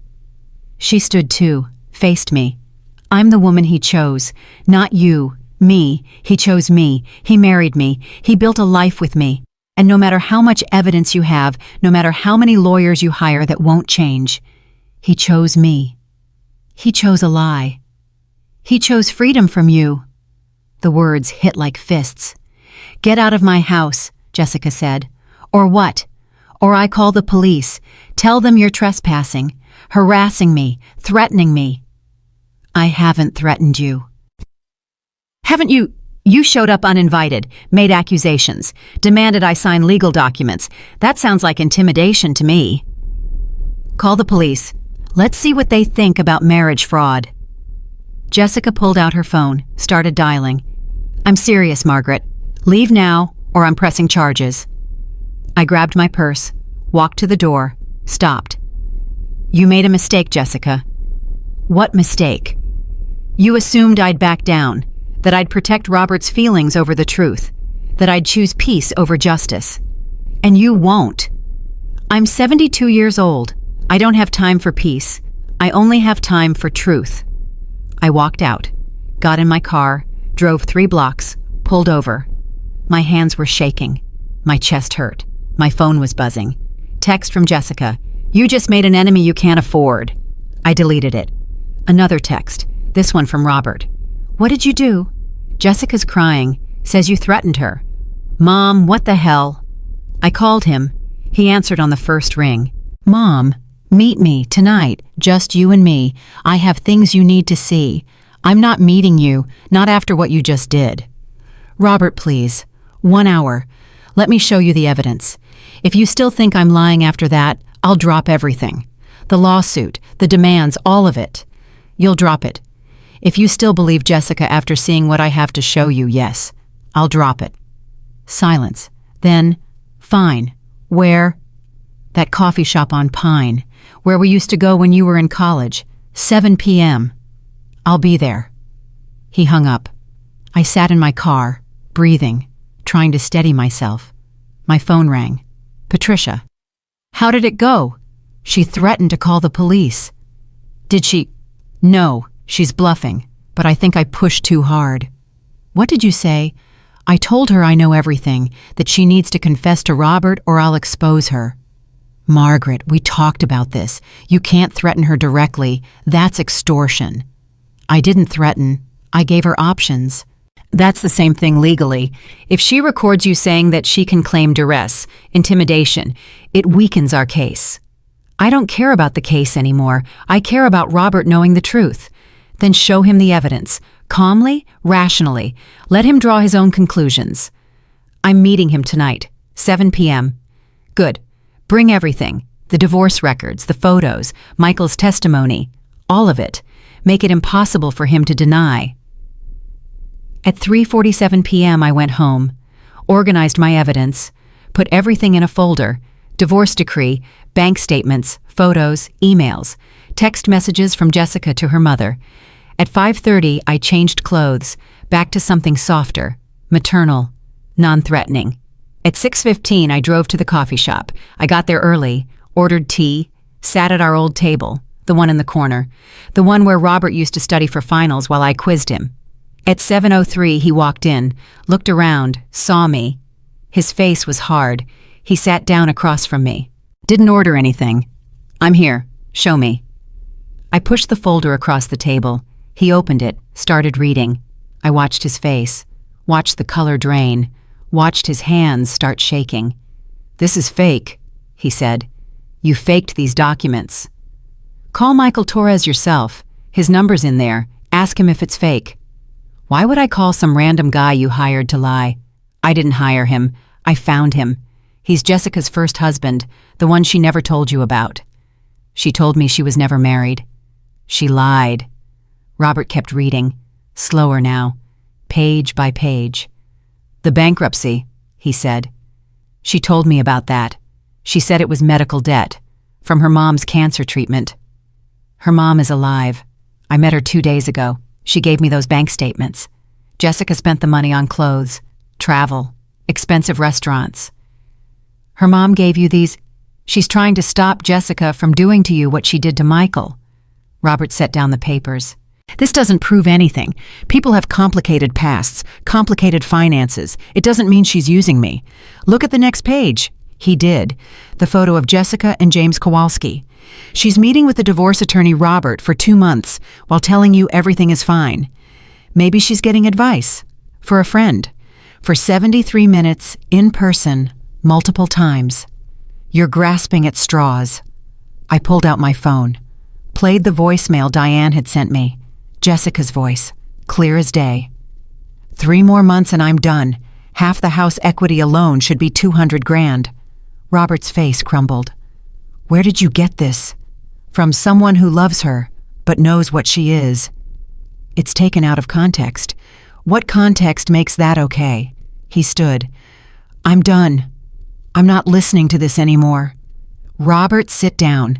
No, you hired people to follow my wife, to dig up dirt, to manipulate me into leaving her. I'm trying to save you. I don't need saving. I need you to leave me alone. People were staring. The barista looked nervous. Robert lowered his voice. I love her, Mom. I love Jessica. And nothing you show me will change that. Even if she's lying to you. Everyone lies. You lied. You said the money was a gift. Now you're calling it a loan. You lied too. I called it an investment. That's different. Not to me. You're both trying to control me. You're both using money as leverage. At least Jessica makes me happy. Does she make you believe you're happy while she plans her exit? Robert picked up the folder, threw it at me. Papers scattered.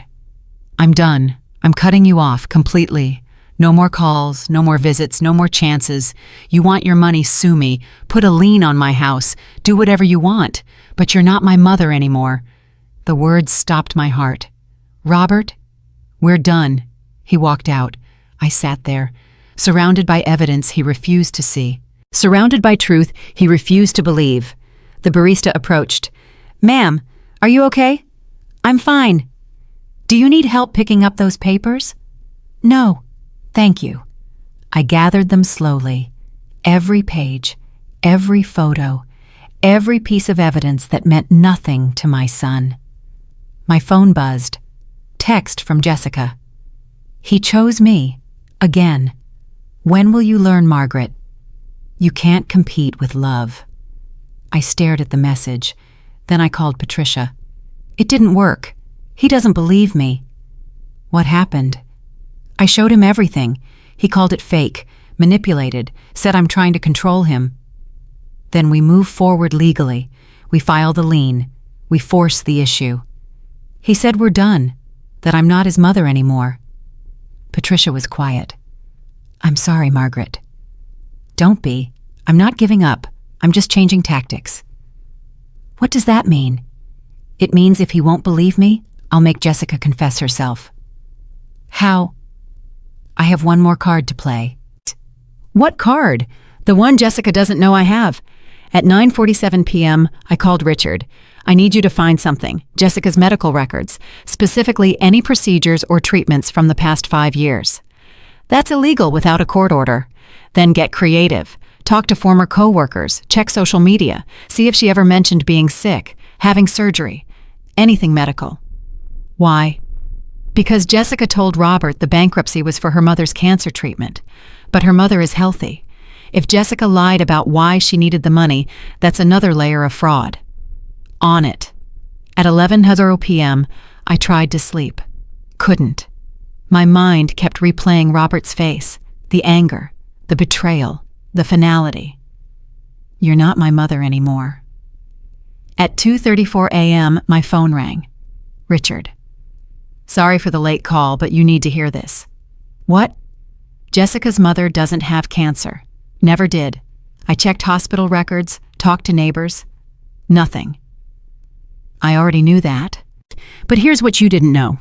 Jessica's mother had a cancer scare 3 years ago. False alarm. Tests came back benign. But Jessica used that scare to set up a GoFundMe. Claimed her mother needed expensive treatment. Raised $14,000. What happened to the money? She closed the GoFundMe the day after she met Robert. Kept the money. Spent it on a trip to Vancouver with him. Their first romantic getaway. She funded it with charity fraud. I sat up. Can you prove this? Screenshots of the GoFundMe, bank records showing the withdrawal, credit card statements showing the Vancouver hotel, all dated within a 2-week window. Send it to me. Already did. I opened my email. Downloaded everything, read it twice. This was it. This was proof she'd lied to Robert from day one, that their entire relationship was built on fraud. At 7:00 a.m. Friday, I called Robert's office. His assistant answered. Morrison and Brennan, How may I help you? This is Margaret Holloway. I need to speak with Robert. It's urgent. I'm sorry, Miss Holloway. Robert left instructions that he's not taking your calls. This is about his wife. There's been an emergency. Pause. What kind of emergency? Just put him on the phone, please. Another pause. Hold, please. 3 minutes later, Robert picked up. What emergency? No emergency. I lied to get you on the phone.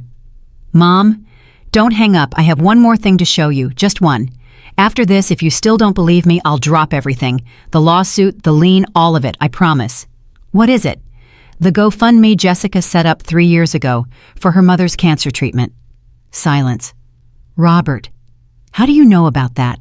So it's real. Yes, she needed money for her mom. I helped her set it up. And what happened to the money? It went to her mom's treatment. No, Robert, it didn't. It went to a hotel in Vancouver, where Jessica took you for your first trip together. That's not true. I have bank records. I have the GoFundMe page. I have credit card receipts. She lied to 14 donors, kept the money, spent it on herself, on you. Send it to me. What? Send me the proof, right now. If you're telling the truth, I want to see it. I forwarded Richard's email. Waited. 2 minutes passed. 3, 5. Then, I'm coming over. Tonight, 8 p.m. Don't bring your lawyer. Just you and me. He hung up. I sat at my kitchen table, hands shaking, heart pounding. This was it. The moment of truth. Either Robert would finally see Jessica for who she was, or I'd lose him forever. At 7:52 p.m., Robert knocked on my door. I opened it. He looked terrible. Eyes red, unshaven, like he'd been crying. Come in. We sat at the kitchen table. Same table as always. I talked to Jessica, he said. My heart stopped. What did she say? She said the GoFundMe was a misunderstanding, that her mom's insurance came through at the last minute, that she tried to refund the money but couldn't figure out how, so she used it for our trip and planned to pay everyone back later. And you believe that? I don't know what to believe anymore. Robert. But I also talked to her mom, Diane. She called me an hour ago. My breath caught. Diane told me everything. About Michael, about the bankruptcy, about the divorce attorney, about how Jessica's done this before, how she'll do it again. Tears ran down his face. I've been such a fool. I reached across the table, took his hand. You're not a fool. You're a man who fell in love with someone who lied about who she was. I defended her. To you, to everyone. I called you crazy. I told you you were trying to control me. You were trying to protect your marriage. That's natural. I told you you weren't my mother anymore. His voice broke completely. I'm sorry. God, Mom, I'm so sorry. I stood, walked around the table, held my son while he cried. For the first time in 3 years, I had him back. We sat at my kitchen table until midnight. Robert and I, mother and son. The way it should have been all along. He told me everything. How Jessica had controlled their finances from day one. How she'd convinced him to put everything in joint accounts so she could help manage the money. How every time he questioned a purchase, she'd cry. Say he didn't trust her, didn't love her. She made me feel guilty for wanting to see bank statements, Robert said. My own bank statements. That's called financial abuse. I know that now. I didn't know it then. He wiped his eyes.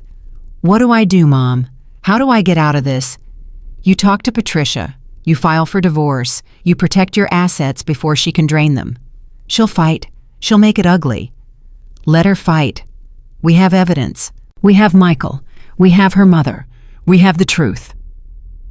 Robert's phone buzzed. He looked at it. It's Jessica. 10th call tonight.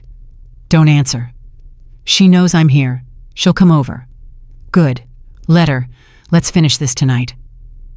At 12:47 a.m., headlights flooded my living room. A car door slammed, footsteps on my porch, pounding on the door. Robert, I know you're in there. Open this door. Robert stood. I'll talk to her outside. No. Invite her in. Let's all talk. Together. Mom. trust me." He opened the door. Jessica stood there, still in yoga pants, hair wild, mascara streaked. She'd been crying, or pretending to cry. "Robert! Thank God! I've been so worried." She pushed past him. Saw me. Her face changed. "What is she telling you? What lies is she spreading now?" "Come in, Jessica," I said. "Sit down. Let's talk about lies." "I'm not talking to you. Robert, we're leaving. Now." "No," Robert said. "We're staying. We're going to talk. All of us." Jessica's eyes darted between us, calculating. "What did she tell you?" "She didn't tell me anything. Diane did. Your mother." Jessica went pale. "My mother is sick. She doesn't know what she's saying." "She's not sick. She never had cancer. You made that up." "That's not true. I talked to her doctors, to her neighbors, to the hospital. No cancer, Jessica. No treatment. No medical emergency. Just you lying to raise $14,000. Jessica's mask cracked. "That money was for emergencies, for us, for our future. It was fraud. It was survival. You don't know what it's like to have nothing, to be drowning in debt. I did what I had to do." "You lied to me from the beginning," Robert said. His voice was steady now, cold. "About your past, about Michael, about the bankruptcy, about everything. Michael was a mistake, a youthful mistake. It didn't work out. So what? So you never told me you were married before. You checked never married on our marriage license. Because that marriage didn't count. It was annulled." "It wasn't annulled," I said. "It was divorced. After you stole $87,000 from him." Jessica spun on me. "You! This is all you! Poisoning him against me. You can't stand that he chose me over you. He didn't choose you. He chose a lie.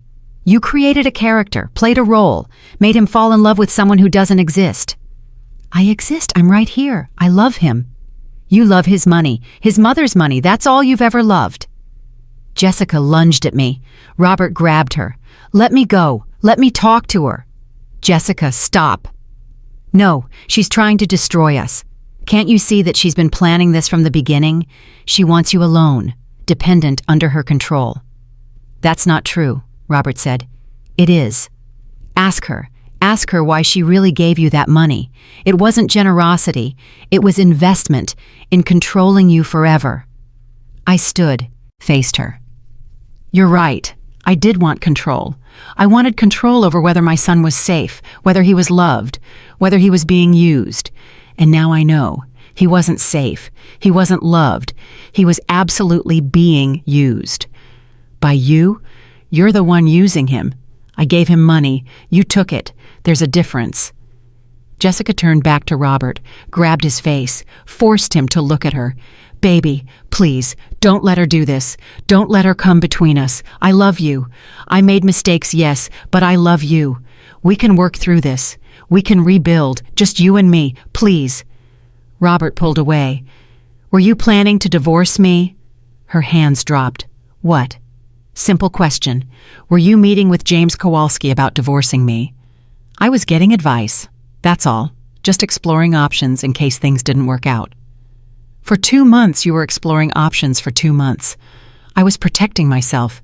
You were listening to your mother more than me. I needed to know what my rights were.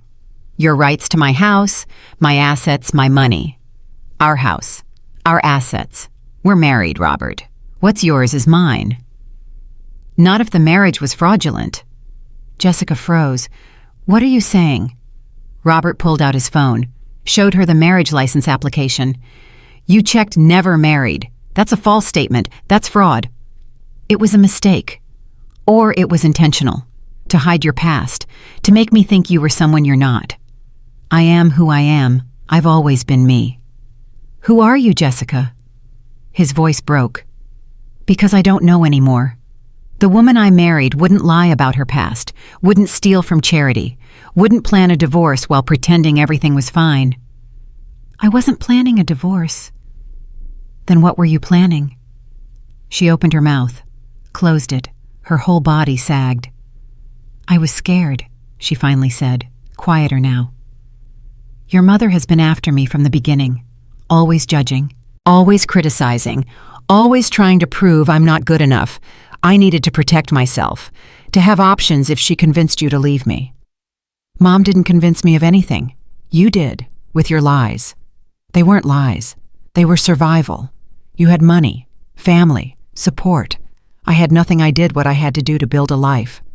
By destroying mine, I wasn't destroying anything. I was building our future, our home, our life together, with my mother's money. Money she gave freely, money she offered. I didn't force her.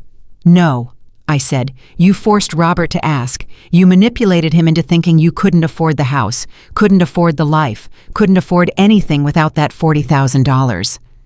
That's not true. Then why did you tell him you couldn't get a mortgage without it? Why did you show him fake rejection letters from banks? Jessica's face went white. Robert turned to her. What is she talking about? Nothing. She's making things up.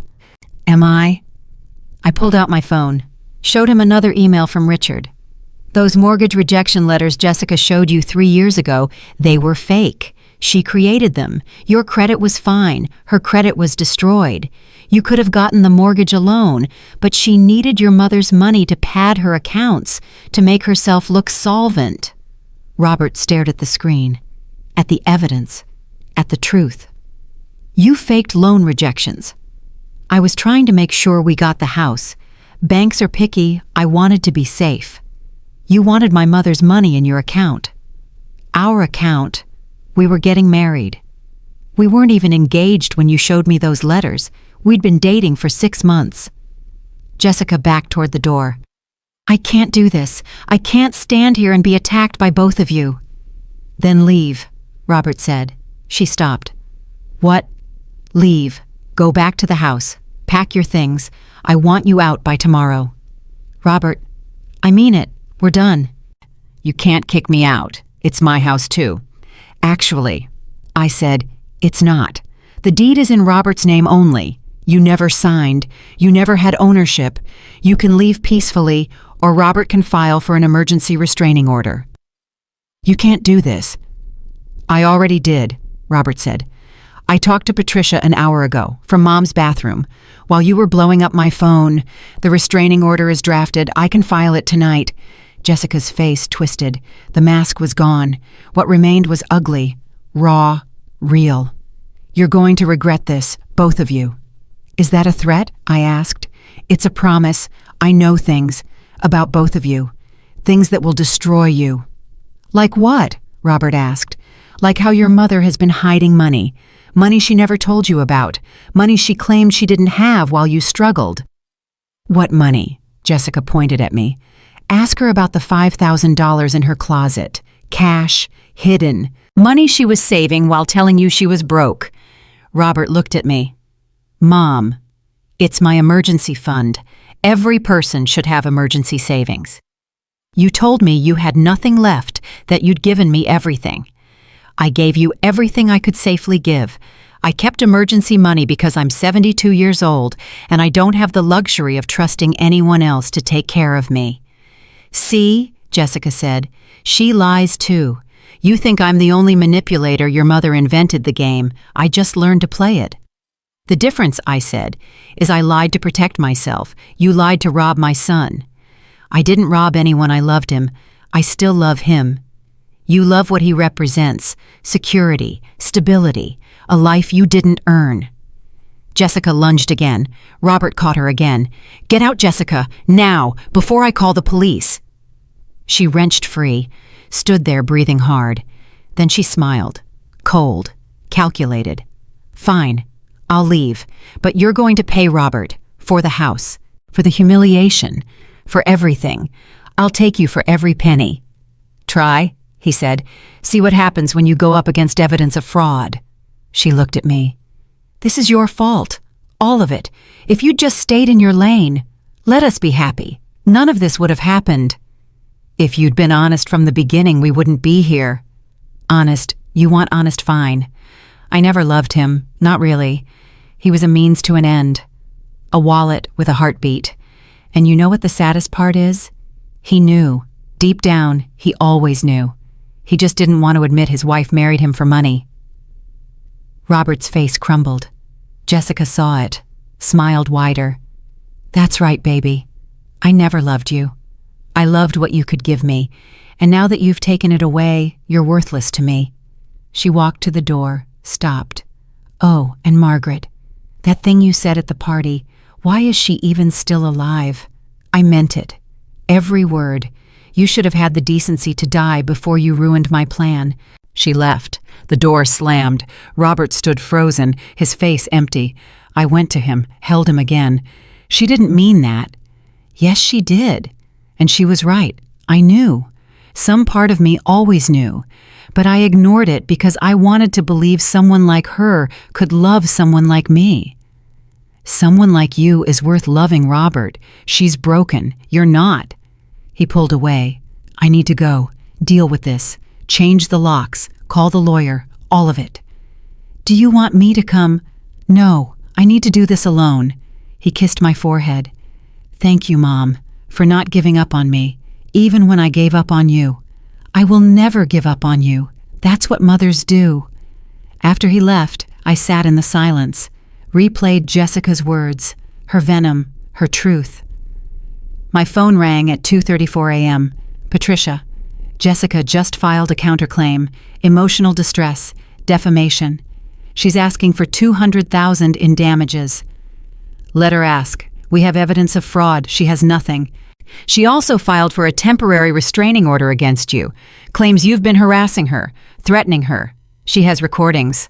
My stomach dropped. What recordings? Of your conversation today, at her house. She recorded everything.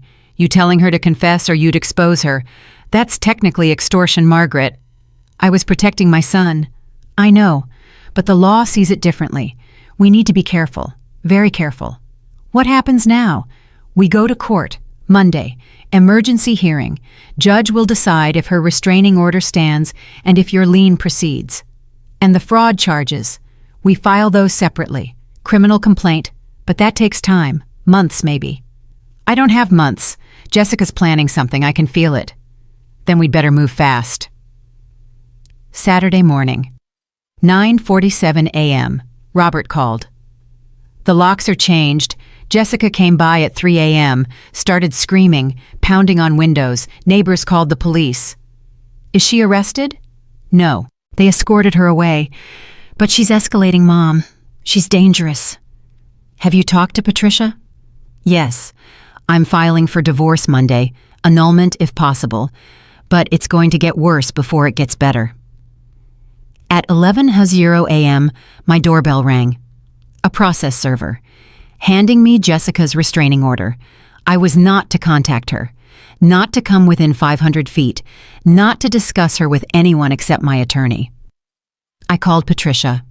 I got served. I know, so did Robert. She's trying to isolate you both, make you look unstable. What do I do?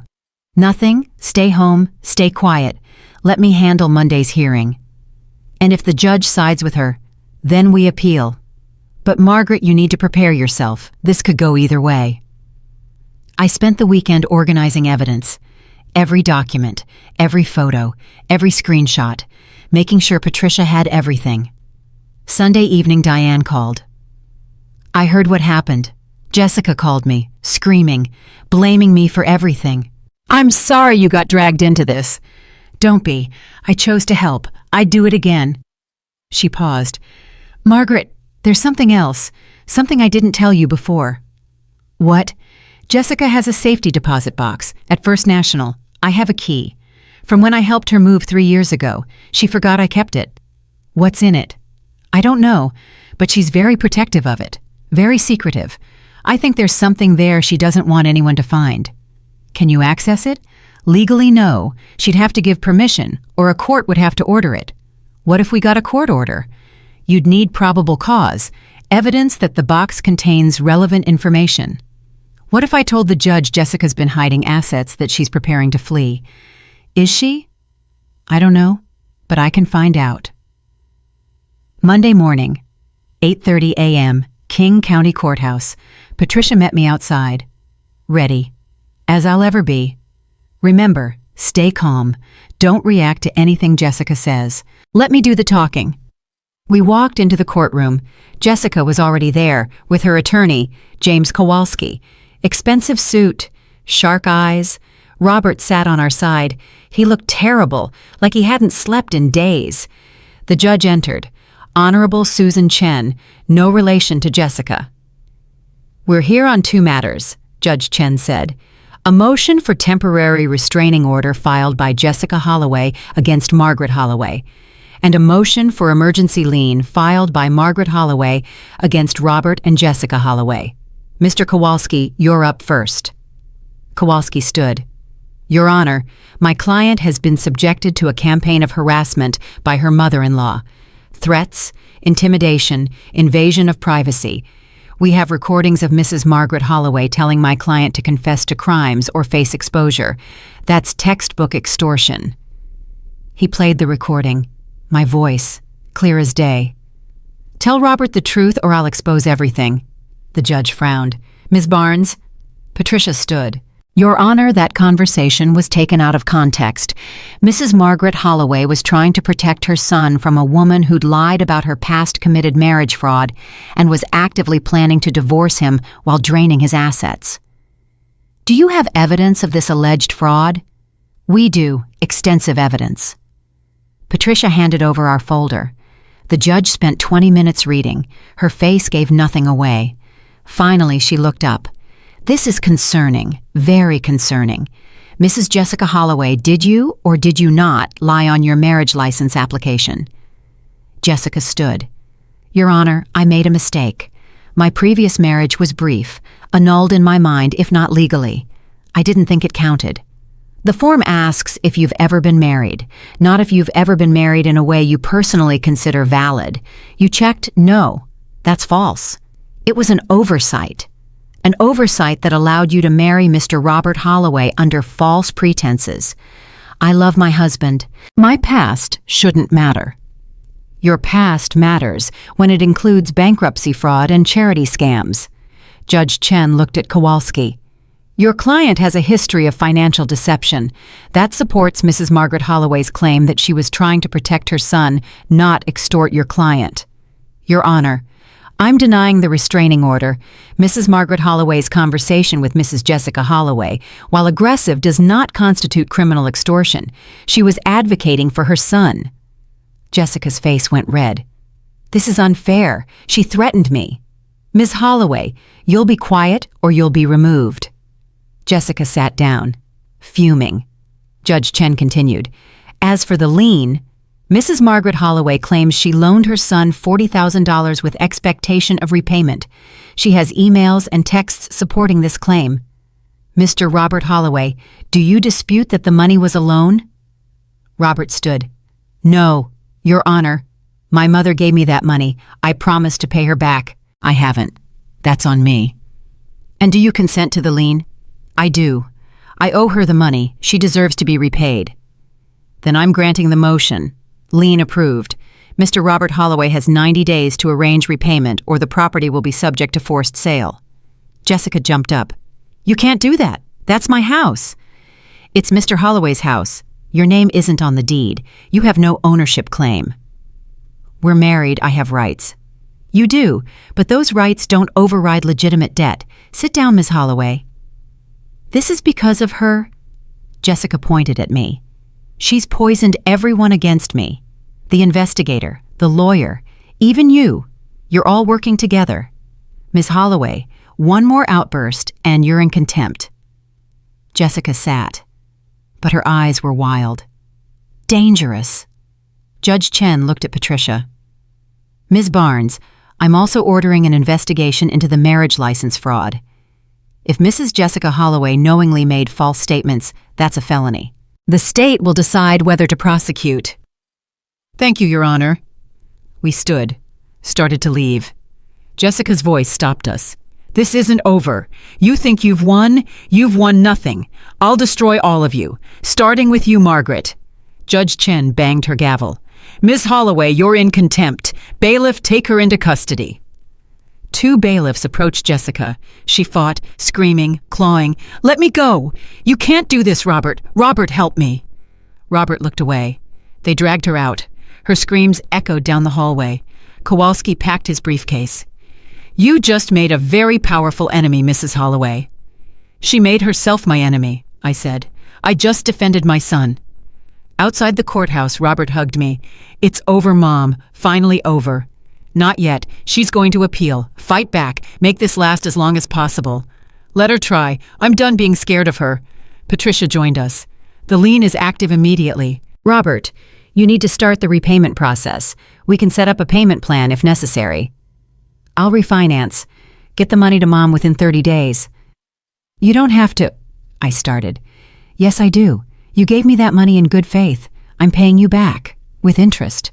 "Robert, Mom, please, let me do this. Let me fix what I broke." I nodded. "Okay." 3 weeks later, Robert called. "The refinance went through. I'm writing you a check today, $40,000 plus $3,000 in interest." "You don't owe me interest." "Yes, I do. You could have invested that money, earned returns. Instead, you invested in me. Time to pay the dividend." The check arrived 2 days later. I deposited it, watched my account balance climb, watched the numbers represent not just money, but respect, acknowledgement, repayment of debt, both financial and emotional. Jessica's criminal trial started in September. The state charged her with marriage fraud, charity fraud, and identity theft related to the credit cards she'd opened in Michael's name. She was convicted on all counts, sentenced to 2 years, fined $50,000. She served 14 months, got out early for good behavior. I never saw her again, but Robert told me she'd moved to California, changed her name, started over.